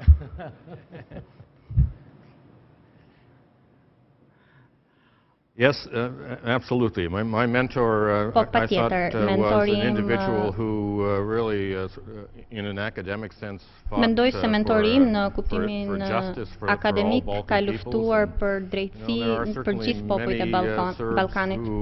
I think follow in his footsteps. Dhe mendoj se ka shumë serb të tjerë që i ndjekin gjurmët e tij. Ju keni votuar gjithashtu edhe Shqipëria në luftë 1939-1945 dhe një libër për diktatorët e Evropës juglindore. Keni premtuar që do të bëni një libër për Enver Hoxhën, po pritet akoma në Shqipëri. I am still writing that book. Unë jam ende duke shkruar atë libër. It will take a while. Enver Hoxha, of course, is do të duhet ca kohë, sigurisht që Enver Hoxha është një figurë shumë komplekse dhe vështirë dhe kërkimet duan kohë. Gjithashtu po merrem edhe me punë të tjera, me një volum në lidhje me marrëdhëniet Shqipëri-Amerikë. Dhe 2 kolegët e mi po përgatisin 2 kapituj të këtij libri dhe ndoshta diku rreth këtij viti do të mund të jetë gati. Është shumë interesante edhe për shkak të temës së diskutimit ton, çfarë të reja do sjelli ky botim, ky studim, ky libër në lidhje me raportet mes Shqipërisë dhe Shtetet Bashkuara të Amerikës. Dhe po flisim edhe për Enver Hoxhën, besoj se ato 52 vite e kemi peshqesh nga ai. Yes, the book is or will be broad-ranging. It will deal with American-Albanian relations during World War I and the immediate post-World War I period, the Zog period, the Hoxha period, and of course a good deal on the post-Hoxha period. mbretit Zog, si dhe të regjimit Enver Hoxhës. Profesor Pano, për shembull, po përgatit një kapitull që ka të bëjë me shqiptarët dhe amerikanët, si dhe ndikimet e tyre në Ballkan. Doktor Biberaj po përgatit një kapitull që ka lidhje me zërin e Amerikës në vitet 90 para dhe pas tyre. Okej, një nga librat, le themi, që i referohemi her pas here, është ai Harry Silegjic, Shqipëria dhe shqiptarët në arkivat e Washingtonit. Apo shfrytëzohen arkivat, a janë hapur tashmë dhe apo dalin në dritë dokumenta të reja të panjohura për një periudhë 52 vjeçare të errit marrëdhënie mes Shqipërisë dhe Shtetit Bashkuar të Amerikës? Well, yes, archives work on different bases. Most countries tend to allow a 30-year period before the release of particularly sensitive material dealing with any topic. As a result, shumë vende kanë tendencë që ta përdorin për tema të ndryshme dhe throughout the West and in Albania on a regular basis. Në të gjithë perëndimin dhe në Shqipërinë, mendoj se është vazhdimisht e rëndësishme të rivlerësohet historia, pasi ajo nuk mbetet asnjëherë e njëjta. Nuk ka një punë të caktuar përfundimtare. Dhe nuk ka kontribut të her pas hershëm dhe shpresoj që libri im do ta bëjë një gjë të tillë. Dhe shumë të tjerë për të krijuar një imazh të qartë për periudha të caktuara. Okej, edhe WikiLeaks do ta shfrytëzoni. Well, WikiLeaks, like other sources of information, certainly adds a different perspective. Informacioni ka perspektivë tjetër. Profesor Biberaj? Mendoj se duhet jemi realist. Numri i dietarëve në Shtetet e Bashkuara që merret ose ka interesim ose që merret me çështje shqiptare është shumë i vogël. Kështu që mendoj për shfrytëzimin e arkivave është shumë e domosdoshme që të krijohen kushtet për dietar nga Shqipëria këtu që të vinë dhe të kenë mundësinë që të kulumtojnë. Bisedoja para disa ditësh me një mikun tim studiues, i cili ishte këto kohë në Shtetet Bashkuara të Amerikës dhe kishte mundur të përfitonte nga hapja e arkivave sekrete të CIA-s për periudhën 45, 53, 55. Në atë kohë ka pasur edhe një përpjekje për të rrëzuar regjimin komunist në Shqipëri, por përpjekja dështoi dihet për shkak edhe të ndikimeve të tradhtisë së Kim Philbit dhe kështu me radhë. Dhe fatkeqësisht kishte shumë studiues nga shumë vende që i shfrytëzonin këto arkiva, fatkeqësisht nuk kishte asnjë shqiptar që të ishte shënuar atje, që kishte shkuar për të kërkuar për të marrë dokumente dhe për të pasur studim të rregullt, të thelluar dhe i bazën e materialeve arkivore. Gjithsesi, zoti Bimo, nuk ka qenë vetëm periudha 91-93 ju vut gurin e themelit të rivendosjes marrëdhënieve mes Shqipërisë dhe Shtetit Bashkuar të Amerikës. Si vijuan më pas këto marrëdhënie dhe çfarë rëndësie i kushton Ministria e Jashtme, diplomacia shqiptare, politika e jashtme shqiptare, që përfaqësohet sigurisht edhe nga kryeministri, edhe nga qeveria, edhe nga presidenti? Primerisht sot roli vendimtar për ruajtjen e paqes dhe sigurisë në gjithë botën, por në mënyrë të veçantë në këtë pjesë të botës ku jemi neve, i takon Shtetet Bashkuara të Amerikës. Duam apo nuk duam neve. Një përpjekje që u bë nga europianët në fillim të viteve 90 kur po fillonte kriza jugoslave, që të merrin në dorë situatën dhe ta zgjidhnin, rezultoi pa suksesshme dhe u detyruan Shtetet Bashkuara të Amerikës që të ndërhynin dhe të qetësonin situatën deri në atë pikë siç është sot. Dhe kjo situatë që ekziston sot në Ballkan bazohet në 2-3 shtylla kryesore, siç është marrëveshja e Daytonit, marrëveshja e Ohrit dhe marrëveshja e Kumanovës që nënshkroi NATO me trupat serbe, me Miloševićin për tërheqjen e trupave serbe nga Kosova. Këto janë shtylla që ruan sigurinë sot në Europë. Të treja këto në origjinë janë, mund të themi që të kthehemi prapë atij argumentit perëndimore, por në fakt janë amerikane. Domethënë unë mund të them një detaj të vogël që marrëveshja e Ohrit. Përpara se të bëhesh marrëveshja e Ohrit, e cila është të themi kontribut i Bashkimit Evropian dhe i NATO-s, u negociua nga Amerikanët, Bob Frowick më duket ka qenë i dërguari i Shtetet Bashkuara të Amerikës në Maqedoni dhe 2 muaj më përpara bëri një marrëveshje në Prizren, e cila në esencë ishte ajo që ndodhi në marrëveshjen e Ohrit.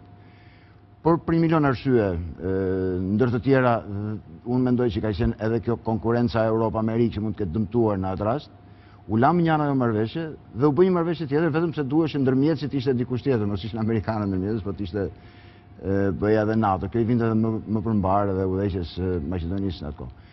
Do të them që për Shqipërinë dhe kam përshtypjen edhe për Europën, roli i Shtetit Bashkuar të Amerikës për paqen dhe sigurinë në këtë pjesë të botës do të vazhdojë të mbetet jashtëzakonisht i rëndësishëm edhe për një të ardhme për mendimin tim fare personal të paparashikueshme, për një të ardhme goxha afatgjatë. Okej, fakti që në 91-shin profesor ishte Chris Hill, një diplomat i dorës parë për Amerikën dhe me një karrierë brillante dhe më pas një nga negociatorët më të njohur të zhvillimeve të përbotshme të 20 viteve më pas, ishte shenjë e vlerësimit dhe është ruajtur ky vlerësim dhe ky nivel përfaqësimi në Tiranë, në Shqipëri? Mendoj se po. Tirana ka pas fatin që të ketë si përfaqësues amerikan këtu, disa nga diplomatët më të shquar që ka shërbimi i jashtëm.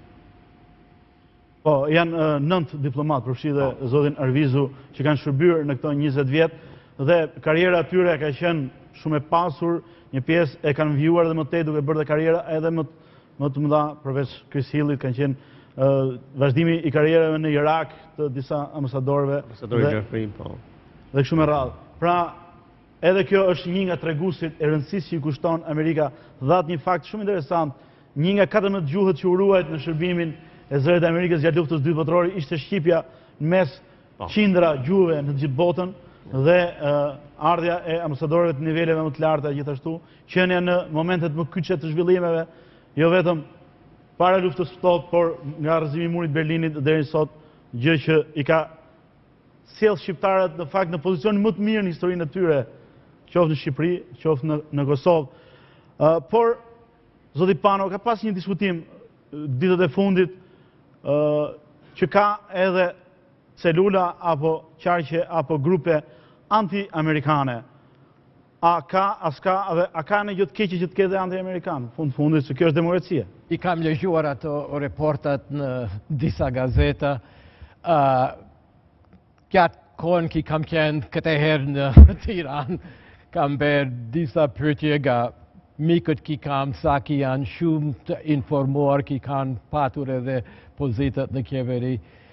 Edhe të gjithë më thonë që nuk janë në dinje për donjë celul të organizuar, mund të ketë, po ata nuk janë në dinje. Nuk dëshirë celul, se celula krijon ide një gjëje paksa të fshetë, kështu, paksa konspirative. Edhe ajo ka qenë përgjigje në përgjithësi. Më falni që ju ndërpreva përgjigjen. Okej, a shihni ju një qëndrim anti-amerikan ose jo pro-amerikan? Dhe në fundi, a du të trembet Amerika apo kushdo nga ky qëndrim? Ka njerëz në Shqipëri, si dhe ka njerëz në Amerikë që kritikojnë politikën e Amerikës ndaj Shqipërisë. Si që thash, kemi edhe ca në komunitetin shqiptaro-amerikan sa thot që Amerika duhet të ndërhyrë me forcë në këto problemat politik kështu. I kapi përveshën edhe politikanët. Po, unë them që ambasadori e tha mirë dje që këto problemet të Shqipërisë, shqiptarët duhet t'i zgjedhin vetë.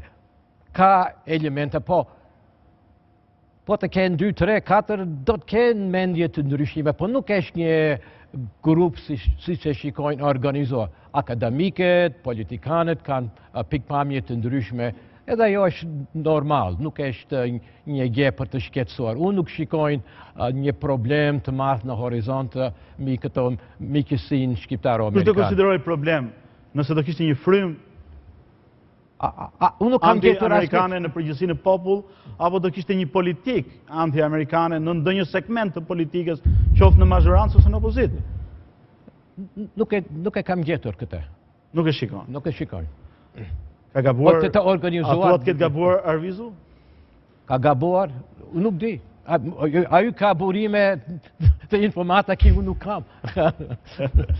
Oke, ka dhe një diskutim tjetër, zoti Biberaj, jo se ka, thuhet, në qarqet letemi të Tiranës, gazetarisë, politikës, qarqet intelektuale, anti-amerikanizëm, në atë sens që kuptohet letemi në disa vënde që nëse shkon një president amerikan bën demonstratat dhunshme, digjet, sheshi e ku di unë, por është i tillë që ka një frym, apo ka grupe, apo qarqe që janë europeiste, për shkak të proceseve, zhvillimeve, të kulturës, të arsimimit dhe kështu me radhë. Ju çfarë shikoni në fakt nëse e keni ndjekur këtë pjesë të debatit dhe... I kom ndjekur, po unë vërtet nuk shoh ndonjë kontradikt. Edhe për ne gazetarë, për ju dhe për mua, po është më rëndësi që analizat tona të jenë gjakftofta. Një qëndrim që bazohet në interesat e ngushta partijake nuk do të thotë se eventualisht do të çojnë në dëmtimin e marrëdhënieve dypalçe. Është më rëndësi që çdo deklarat ose çdo pohim që të vendosen në kontekstin e përshtatshëm, në kontekstin real. Kështu që unë nuk shoh një frym anti-amerikane në këtë vend, nuk do të më çuditste shumë sikur të ishte vërtet. Por a do ishte normale nëse nesër nga 90% vjen 80%... Më falni, mund të bëj unë një pyetje ju. Po patjetër. Po merreni aq shumë me këtë fryrje anti-amerikanizmi, a ekziston, ç'mendoni ju? Ka pasur... Let's turn the tables on him. Shiko, ajo që mendoj unë është kjo, që nuk ka një frym, nuk ka një organizim anti-amerikan, për mendimin tim, ka pasur humore anti-amerikane mbi bazën e disa segmenteve kohore të zhvillimeve politike korrente në Shqipëri. Për shembull, në vitin 1997 ka pasur zëra rrotullselis Partisë Demokratike që ishin kundër për shembull përfaqësueses së Shtetet e Bashkuara të Amerikës në atë kohë në Tiranë. Por ky nuk ishte qëndrimi zyrtar i Partisë Demokratike, mund të ishin militant, mbështetës, të cilët ndoshta do donin që një qëndrim ose një qëndrim tjetër të ishte ndryshe, që mund t'i favorizonte pak më shumë. E njëjta gjë mund të ketë ndodhur në një situatë tjetër. Mendoj që kjo ka qenë ajo që ka ndodhur në Shqipëri dhe nuk besoj se ka ndodhur në frym, në mas, në mënyrë të organizuar, me që më pyetët edhe është përgjigje, nuk e di se sa. Faleminderit, është hera parë që ja pranoj të ftuarve të mi të më bëjnë pyetje mua dhe të përgjigjem. Por është respekti dhe ju kam pasur model gazetarie. Jam mirënjohës. Okej, faleminderit. Zoti Fischer, a duhet të ketë shqetësim që edhe nëse në Shqipëri mund të ketë paksa ose shumë frym anti-amerikane ose grupime anti-amerikane në përgjithësi në disa vende, për shembull Greqi apo në Itali apo diku tjetër që janë vende më zhvilluara, ka grupime të mirëfillta, të cilët bëjnë demonstrime deri të dhunshme ekstreme. A duhet të trembemi ne dhe a i bie që ne pasim më shumë demokraci se sa Italia apo Greqia? Well, I personally think that there is no need to fear the concept of individuals Personalisht mendoj se nuk duhet i druhemi grupeve apo individeve të caktuar që janë kundër politikës amerikane. Ka shumë Amerikanë që nuk janë dakord me politikën amerikane dhe nuk besoj se ato mund konsiderohen anti-amerikanë. Dhe politika e Amerikës vjen si rezultat i diskutimit të lirë. Mendoj se është mënyrë shumë demokratike dhe e shëndetshme për të marrë vendime. Nëse ka shqiptar që nuk janë dakord me çështje të ndryshme amerikane, nuk më duket si problem. As with Professor Pano, Ashtu si tha profesori Panos, as unë nuk kam informacion për grupe sekrete të organizuara, por nuk është se kam folur me ambasadorin, por më vonë kur do të darkojmë do të bisedojmë me to për këtë.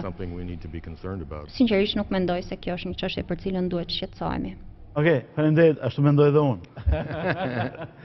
Okej. Do të pyesja edhe profesuesin e Ministrisë së Jashtme, ish ambasadorin ton të parë, zotin Bimo. Në fakt, Shqipëria është pro-amerikane dhe bën shumë mirë që është pro-amerikane, por problemi është që ka disa diskutime, disa zhvillime, ndoshta ju lejon kostumi zyrtar, por unë do ja bëj pyetjen dhe nëse s'gjej përgjigje do rihap bisedën, që mendojnë që nëse do Amerika, nëse do ambasadori amerikan, nëse do një përfaqësues i shtetit amerikan, tu zgjidhen me njëherë problemet në Shqipëri. Mjafton që ai thotë kështu do bëhet dhe pikë mbaroj. A është kështu apo Shqipëria tashmë është pjekur, ka institucione demokratike, ka politik, ka kaq vite që bëhen votime, zgjedhje, rotacione dhe kështu me radhë, dhe sigurisht që miqt duhen dëgjuar këshillat e tyre, sigurisht që po, por në fundit duhet i zgjidhin vetë, qoftë dhe keq ndonjëherë. Përgjigja e shkurtër ndaj kësaj pyetje do ishte duke ju referuar asaj që përmenda kur folëm për iluzionet e viteve të para të pas rivendosjes së marrëdhënieve diplomatike, kur në Shqipëri disa apo shumë njerëz mendonin se do të kishte një çek të bardhë apo do të kishte një ndihmë financiare dhe ata njerëz që mendojnë se problemet në Shqipëri mund t'i zgjidhë njëri dhe tjetri me një të rënd të shkopit, besoj që janë gabim, sepse bazohen në disa opinione që marrin një peshë disi artificialisht. Në ndarjen që i bëjmë neve dhe themi shqiptarët janë 85%, 97% pro NATO, 96% pro 4%. Unë nuk di që ti të bërë një sondazh nga një organ i specializuar, nuk di që njerëzit jenë pyetur në një mënyrë... Ka qenë para disa vitesh një sondazh i Gallupit, organizuar për Shqipërinë. Për Bashkimin Evropian, për NATO-n, e tjera. Nuk është në, të themi, mënyrën e punës me qytetarin shqiptar, që të organizohen gjëra të tilla, dhe kam përshtypjen se sado që janë bërë përpjekje goxha serioze, përsëri duke mos qenë në natyrën tonë të deri tanishme dhënia e opinioneve për intervista, dyshoj që vërtet ato lloj sondazhesh mund të kenë një saktësi. Dhe bazuar në këtë, mendoj që edhe ata që besojnë se problemet e Shqipërisë zgjidhen nga një autoritet i jashtëm e kanë krejt gabim. Okej. Pak orë më parë u bë një pritje brenda ambasadës së Shtetit Bashkuar të Amerikës për 20 vjetorin e rihapjes së ambasadës dhe rivendosjes së marrëdhënieve mes Shtetit Bashkuara dhe Shqipërisë. Nuk ishte asnjë karrige bosh. Të gjithë merrnin pjesë, ndryshe nga pritjet që bën ambasadat tjera. A ndodh kjo gjithmonë në të gjitha ambasadat amerikane në Ballkan apo edhe në vende të tjera? Pra, a është kjo në dijenin tuaj se ju keni biseduar me kolegë tuaj ambasador të vendeve të ndryshme në shërbimet e ndryshme që keni qenë diplomatike për Shqipërinë? Natyrisht ndryshon nga vendi në vend, nga shteti në shtet, po e përgjithshme që mund të them unë, pasi kam shërbyer në një numër shtetesh, në të gjithë botën ambasadori amerikan gëzon një vend të veçantë. Domethënë, po të mundohem të them në mënyrë figurative, Shtetet Bashkuara të Amerikës janë si ne kur kemi qenë në gjimnaz, dhe nga gjithë nxënësit, të gjithë ishin 1.50 dhe njëri ishte 1.80. Patjetër që do bindën Amerika është ky 1.80. Po do bindën sy të gjithëve. Kështu që dhe vetë prezenca e ambasadorit amerikan është diçka që tërheq vëmendjen. Për vetë aty që përfaqëson edhe si shtet, edhe si vlera, edhe si rol dhe peshë që kanë në botë. Kështu që nuk më duket çudi fare pse ndodh kjo në ambasadën amerikane në Tiranë dhe besoj që në mos identike, në një mas konsiderueshme ndodhe dhe në ambasadat e tjera amerikane në botë. Kur ishim në këtë pritje të fundit, një mik tha, kujtoi Baba Reshatin, Baba Reshat Bardhin, kryegjyshin botror të Bektashinëve, i cili në një nga këto pritjet kishte thënë që politikanë shqiptar kujtojnë se vinë një herë në vit këtu dhe po vinë si ka ajo le të jemi tyrbja atje dhe po lajnë gjynahet, po kjo nuk mjafton. Gjithsesi, ambasadorët Amerikan, jo vetëm që janë të rëndësishëm, por në Shqipëri janë dhe aktiv dhe dalit e tyre mediatike janë lajm. Janë lajm dhe pothuajse gjithmonë janë dhe krye lajm. Do doja një konstatim krejt personal, zoti Arvizu është një ambasador i stilit të veçantë, sepse është shumë i pranishëm dhe na ka bërë një nder shumë të madh. Ka demistifikuar figurën e ambasadorit amerikan, sepse të gjithë kanë pas krijuar një lloj kështu mistike dhe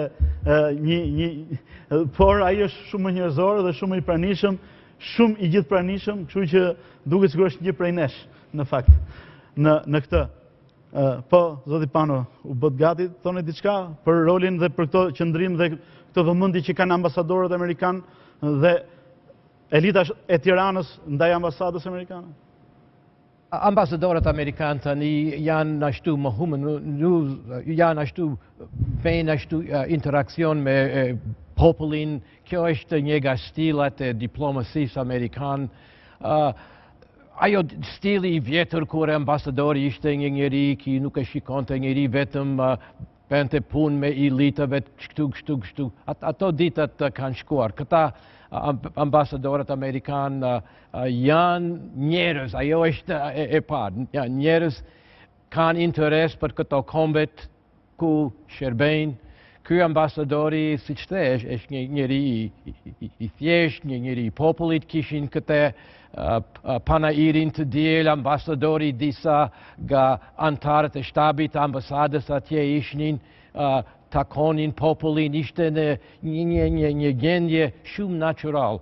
Edhe kjo, sipas mendimit tim, përfërton mirë për diplomasinë amerikane. Është një hap shumë i gëzuar edhe është sipas mendimit tim edhe shumë efektiv. Jo vetëm këtu në Shqipëri, po në disa kombe të botës.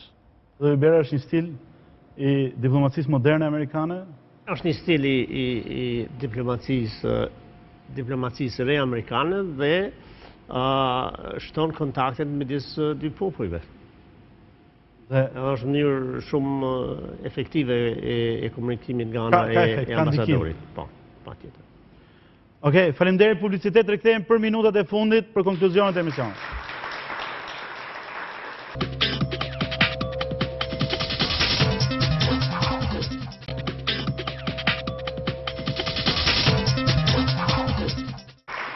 Jemi rikthyer për minutat e fundit të emisionit të sotëm në lidhje me marrëdhëniet shqiptaro-amerikane nisur nga përvetori i 20 i rihapjes së ambasadës amerikane në Tiranë dhe i rilidhjes së marrëdhënieve diplomatike. Në historinë 89 vjeçare ka pasur të këtyre marrëdhënieve ka pasur një shkëputje 52 vjeçare, si rrallë herë në historinë e këtyre marrëdhënieve në epokën moderne mes dy shteteve, pasi regjimi komunist i ndërpreu të gjithë fijet që i lidhin shqiptarët dhe Shqipërinë me Amerikën. Zoti Pano, jemi në një epokë të re, jemi në epokën e globalizmit dhe të lëvizjes së lirë, ku bota është bërë dhe po bëhet gjithmonë më tepër një fshat global. Shqiptarët dhe amerikanët kanë akoma se çfarë të japin dhe të marrin me njëri tjetrin? Kanë. Shqiptarët e amerikanët të dy po ecin jo në të njëjtin drejtim, po janë në një shtazet e zhvillimit të ndryshme. Po, janë pjesë të komunitetit botëror dhe kjo si që keni thënë, është shtazhi i globalizmit edhe shqiptarët ashtu po bëjnë hapet të tyre, amerikanët hapet të tyre drejt kësaj periud.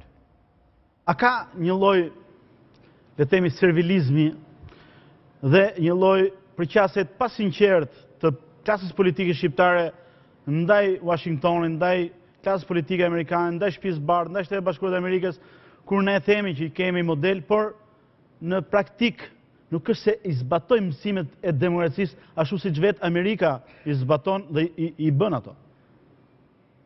Po, ka problem në Shqipëri. Tani dhe kohën që është Amerika dhe kohën që është Shqipëri, shikojnë Amerikë kemi këtë ngercën politik, në Shqipërinë kemi ngercën politik, kemi ca probleme që janë barabat. Po, problemi i politikanëve të shqiptar është që marrin këto pozitat për arsye politik. Edhe ganjëherë nuk janë të sinqert. Edhe kjo ganjëherë e prish punën midis të dy shteteve. Po, kam shpresë që këto marrëdhëniet midis dy shteteve tonë do të përballen këto krizat që kemi ne në Amerikë dhe ju keni këtu në Shqipëri. Edhe kemi ca kriza që janë ashtu të përgjithshme. Kjo kriza ekonomike, këto krizat të stabilitetit të Evropës edhe të Ballkanëve perëndimor. Shpresoj që kjo do na sjellë së bashku në të ardhmen. Okej, faleminderit, profesor. Zoti Biberaj, keni ardhur për herë të parë, si tha, në 31 marsin e 91-shit, keni ardhur në tetorin e 91-shit, pra 20 vjet më parë. Jeni sërish sot në Tiranë. Sa herë që vini, çfarë shikoni dhe ku është Shqipëria e atyre ëndrave dhe atyre aspiratave, të atij sheshi të mbushur me njerëz me Shqipërinë sot, pra Shqipëria sot e parë nga aspiratat e asaj kohe. Shumë faleminderit për një pyetje kaq të lehtë. Ndryshimet janë dramatike. Shqipëria, Shqipëria ka bërë përparim të madh politikisht, ekonomikisht, antare e NATO-s, Kosova është liruar, partneritet strategjik me Shtetet e Bashkuara. Për 20 vjet është një periudhë mjaft e gjatë. Edhe besoj se ka ardhur koha që mos bëjmë krahazime si ka qenë Shqipëria në vitin 1938. Po, siç bënin komunistët. Po. Mendoj se ky është një proces, ka pas sfidat, vërtetësitë e tij, por mendoj se Shqipëria ka humbur disa raste. Kush janë këto? Se kjo do ishte pyetja që vinte. Kush janë shanset që kemi humbur këto 20 vjet?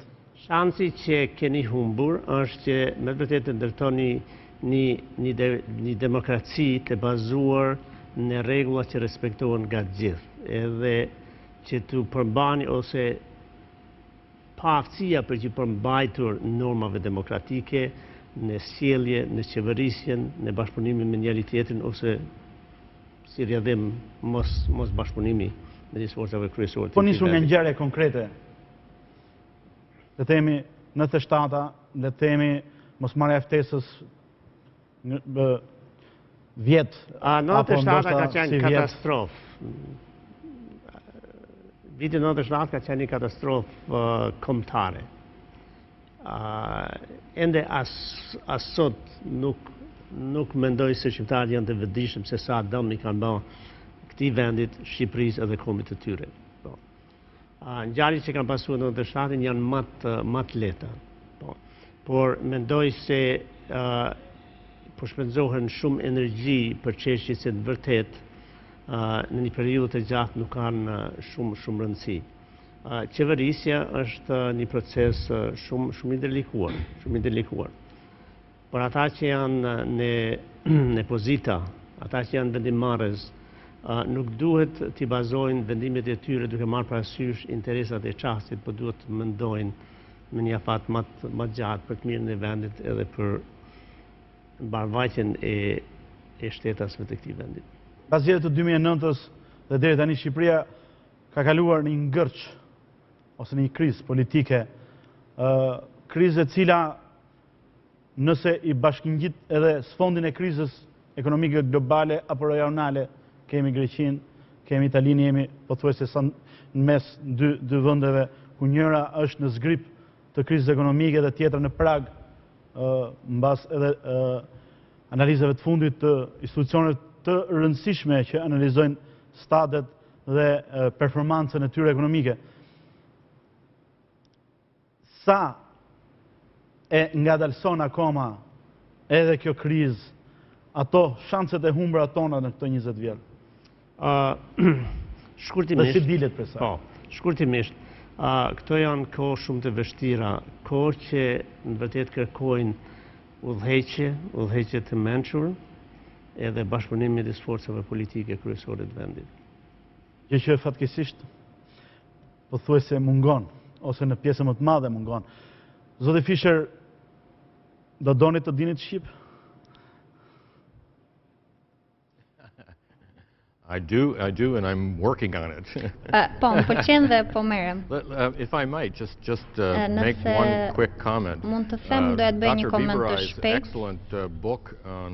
Libri i shkëlqyer i Dr. Biberajt për këtë periudhë të caktuar,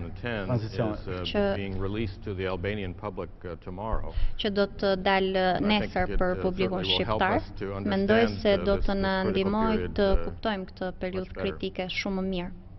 Okej, po ju, nga këndvështrimi juaj, çfarë pjese do të zë kjo periudhë dhe sa do na dënoj historia kur ju ta shkruani historinë e kësaj periudhe, apo kolegët tuaj historian do ta shkruajnë këtë historinë e këtyre 20 viteve?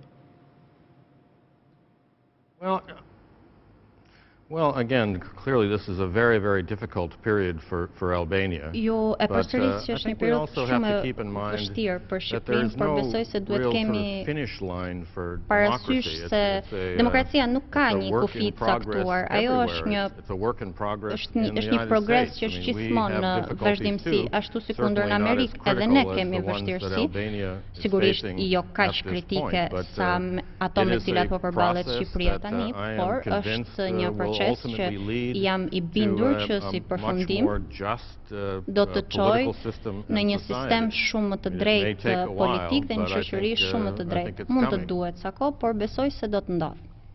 Nëse bëjmë shkurt pak histori krahasimore me vendet e tjera fqinj, të cilët dolën nga sistemi komunist pas rrëzimit të murit Berlinit, pothuajse në kushte të barabarta dhe në një start barabart me ne.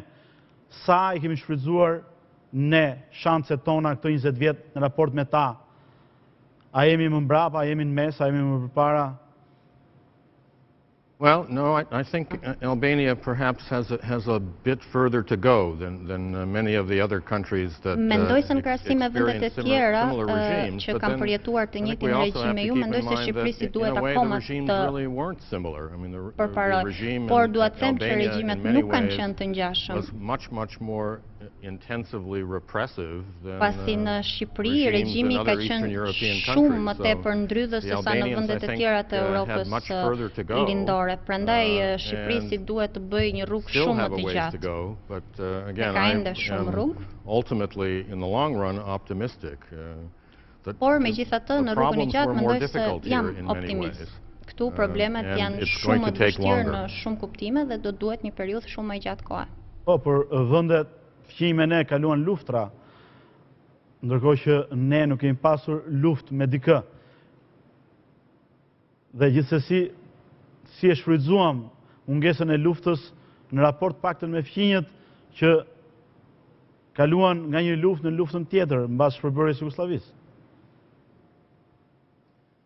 Well, you know, I'm not sure I fully agree with the concept that the neighbors were worse in many respects, except of course nëse jam dakord me faktin që fqinjët e kanë pasur gjendjen më të vështirë përveç Jugosllavisë.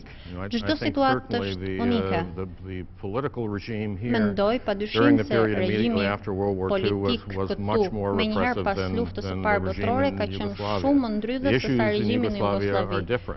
Regjimi në Jugosllavi ka qenë ndryshe. There are certainly areas of Yugoslavia, Bosnia Herzegovina, for example, that have as far to go. Se edhe në Jugosllavi dhe në Bosnia Herzegovinë kanë disa aspekte të tjera ku duhet të bëjnë hapa shumë të tjera përpara në krahasim me Shqipërinë. Ashtu sikurse Kroacia. Okej, faleminderit profesor. Vimo, diplomacia shqiptare gjithsesi është shpjekur këto 20 vjet.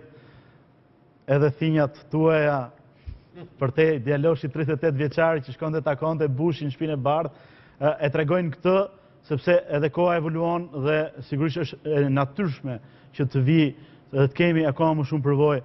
Por sa më e pjekur është sot diplomacia shqiptare dhe sa ka përfituar ajo në mënyrë që të shfrytëzojë akoma dhe më mirë të qenurit aleat e pranuar dhe nga SBA-ja për të qenë aleat i madh i tyre. Kam përshtypjen që ne, përveç të tjerave që ndodhen në mënyrë të natyrshme me diplomacinë shqiptare, që kualifikimi i njerëzve shumë herë më i mirë nga ai atyre diplomatëve që kanë punuar deri në 92-shin Ministrinë e Jashtme. Tash ne kemi njerëz që kanë bërë shkolla në Amerikë, në Angli, në Itali, në Francë, në Gjermani. Pra, si kapacitete njerëzore janë shumë mirë. Por një avantazh shumë i madh është fakti që sot natyra e kërcënimeve ndaj sigurisë është krejt e ndryshme nga çka që në 92-shin. Deri në 92-shin. Qoftë atëherë kishte dy bloqe që përplaseshin, një linje, një perëndim dhe kishte rëndësi numri ushtarëve, numri tankeve, numri avionave, numri topave. Dhe ti duke qenë një fuqi e vogël ekonomike dhe ushtarake, mase nuk gëzinim ndonjë peshë madhe në atë konfigurim. Sot rreziqet, kërcënimet që i vinë sigurisë në botë vinë nga terrorizmi, drogat, trafiqet ilegale, përhapja e armëve të shkatërimit në masë, ku roli i çdo shtetit vogël është shumë i rëndësishëm, se një shtet i vogël mund të përbëjë një loophole, një vrim, që mund të ndodhin katastrofa me pasojë për gjithë botën. Në këtë këndvështrim kam përshtypjen që ne si Ministria e Jashtme jemi më të ndërgjegjshëm për rolin që kemi si vend i vogël për sigurinë në rajon dhe në Europë. Dhe këtu mendoj unë që shtrihet bazamenti për marrëdhënie të stabilizuara dhe afatgjatë me Shtetet e Bashkuara të Amerikës, sepse janë interesat përbashkëta. Dhe nëse marrëdhëniet janë zhvilluar shumë vrullshëm në këto 20 vjet midis dy vendeve, në kuptimin që gati edhe kanë plotësuar ato poshtlëgje që u krijuan për 52 vjet me radhë, dhe nga numri i shqiptarëve që kanë emigruar në Shtetet e Bashkuara të Amerikës, po të shikojmë gjatë këtyre 20 vjetëve ne e munduar të kapim ato 50 vjet mungesa në kuotat, por mbi të gjitha ne mendoj që kemi interesat përbashkëta që këto marrëdhënie në periudhën e parashikueshme që do vi do jenë shumë më stabil në zhvillimin e tyre. Fakti që ne kemi një partneritet strategjik, domethënë që mund të tingëllojë disi jo krejt natyrale një shtet si Shtetet e Bashkuara të Amerikës ka një partneritet strategjik me Shqipërinë. Për te bond stilit në Kosovë është shumë rëndësishme si bazë ushtarake amerikane në Ballkan dhe për te të qenurit tonë sot antar i NATO-s, prevalon apo duhet prevaloj diplomacia ekonomike, kushtet e reja mbi diplomacinë tradicionaliste të shekullit të 20, le të themi, apo të dyja duhen ndërthurë në mënyrë tillë që të arrijmë që Shqipëria të jetë konkurruese aq sa mundet në rajon dhe në këtë botë gjithmonë më globale. Padyshim që përgjigjja e shkurtër do ishte po, por si në shumicën e problemeve që diskutohen, këto nuk përjashtojnë njëra tjetrën. Diplomacia e ushtarake, e sigurisë, ekonomike, politike, nuk është se përjashtojnë njëra tjetrën, duhen zhvilluar të gjitha në front. Njëra nuk bën dot patjetrën. Domethënë një vend që nuk është i sigurt nga ana ushtarake, dhe për fatin tonë të mirë tashmë neve duke qenë antar të Aleancës Atlantikut, kemi një siguri më shumë për sigurinë tonë, na jep mundësi që të shpenzojmë më shumë kohë dhe mjete edhe energji për diplomacinë ekonomike. Problemi është që këtu ne hymë në një fushë që unë nuk dua të hyj, se zotërinjtë të nderuar folën dhe mua nuk më takon të flas. Diplomacia ekonomike bëhet mbi një situatë ekonomiko-politike të caktuar në një vend. Dhe nëse kjo situatë politiko-ekonomike brenda në vend ka ato që përmendën kolegët, përsëri nuk është fusha ime që të flas, atëherë duhet bërë korrigjimet e duhura këtu brenda në mënyrë që diplomacia ekonomike të ketë sukses jashtë. Sepse një detaj fare i vogël, nëse ka vetëm 30 sekonda. Një nga gjërat që mbaj mendur nga koha e shërbimit në Shtetet e Bashkuara në 1992-shin, ishte sa ndryshonim ne si mentalitet midis njëri tjetrit në atë kohë. Dhe unë që isha në mes, që më duhet bisedoja me palën amerikane dhe pastaj të komunikoja me palën shqiptare, vuaja gjithë fërkimet e dy gurve për shkak të mentaliteteve krejt të ndryshme që ekzistonin në atë kohë. Ka shumë përparim. Të duhet të lidhje dy drejza të kitta. Ka shumë ndryshim, patjetër, janë 20 vjet zhvillimes të vrullshme, po me sa duket, ky është një proces, si tha profesori Fischer, demokracia është një proces. Okej. Profesor Pano, a kemi një lobë shqiptar që mund të ndikojë me vota dhe me ndihma financiare, para gjatë fushatave elektorale dhe më pas të përkthehen në mbështetje për Kosovën në Kongresin Amerikan, në Senat, apo në Shtëpinë e Bardhë? Shqiptarët janë shumë aktiv në këto çështje politikë në Amerikë. Apo akoma s'kemi aq vota? Sa vota shqiptare ka Amerika? Po, megjithëse nuk kemi shumë shqiptarë, ashtu relativisht, shqiptarët kanë një fuqi jashtë numërit që kanë. Nuk do të kishim aq fuqi në këtë çështjen e Kosovës, pa këtë lobby shqiptar që kemi, me këto miksit që kemi bërë, me këtë caucusin, si që quajnë, Albanian Issues Caucus në Kongresit. Shqiptarët janë shumë aktiv në disa viset e politikës. Kemi jo vetëm kongresmen nga New Yorku, po kemi edhe kongresmen që votojnë për këto çështje shqiptar nga South Dakota, ku mund të ketë 50 shqiptar. Shqiptarët kanë qenë aktiv, janë aktiv, edhe kanë dërgegjen politikë, edhe kam shpresë për këtë brezin e ri shqiptar, kur janë motivuar. Kjo është problemi që kemi në komunitetin tonë. Kur kemi një krizë, shqiptarët mobilizohen, e tregojnë fuqinë e tyre, e tregojnë vullnetin e tyre dhe kjo... Mos po asimilohet ky brezi i ri, mos po bëhen Amerikanë dhe... Ajo është çështje hapur tani, të shikojmë. Unë jam ka brezi i vjetur. Edhe disa nga ne kemi mbajtur këto. Por vital dhe aktiv. Faleminderit profesor, sepse jeni gjithmonë një pikë referimi për sa i përket analizave, komente, por edhe studimeve tuaja në fushën e historisë të Ballkanit, por veçanërisht për Shqipërinë dhe për shqiptarët. Faleminderit. Zoti Biberaj, si ekspert i marrëdhënieve me publikun dhe i komunikimit, a e ka shfrytzuar dhe çfarë duhet bëjë më mirë Shqipëria që ta përkthej në vlerë të vetën pro-amerikanizmin dhe këtë përqasje pro-amerikane dhe pozitiviste të Amerikës, karshi shqiptarëve dhe Shqipërisë? Diplomacia juaj duhet jetë paksa më aktive se sa është tani, jo vetëm me çoaqet zyrtare në Shtetet e Bashkuara, por siç tha edhe profesor Pano, edhe me Bashkësinë Shqiptare në Shtetet e Bashkuara. Është jashtëzakonisht me rëndësi që të veçojmë faktin se për një komunitet aq të vogël sa janë shqiptarë në Amerikë, që të luajnë një rol aq të fuqishëm, sidomos në vitin 90-91, për sa u përket ndryshimeve demokratike këtu dhe për të nxitur Shtetet e Bashkuara që të bënin diçka, por edhe për shtirimin e Kosovës, për ndërhyrjen amerikane në Kosovë është diçka absolutisht e jashtëzakonshme dhe një ditë dikush duhet ta shkruajë atë histori të ndihmësit që kanë dhënë shqiptarët e Amerikës për çështjen kombëtare shqiptare. Faleminderit. Zoti Fischer, diçka të fundit, si konkluzion tuaj për gjithë këtë diskutim?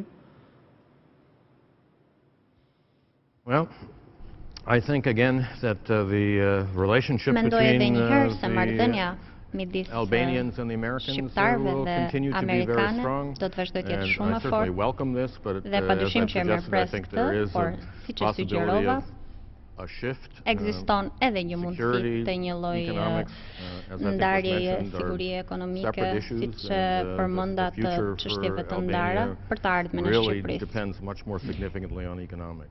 Ardhmja e Shqipërisë varet kryesisht nga ekonomia. Faleminderit. Faleminderit. Isha me shumë fat që ju kisha të katër sonte këtu. Natë e mirë dhe mirupafshim.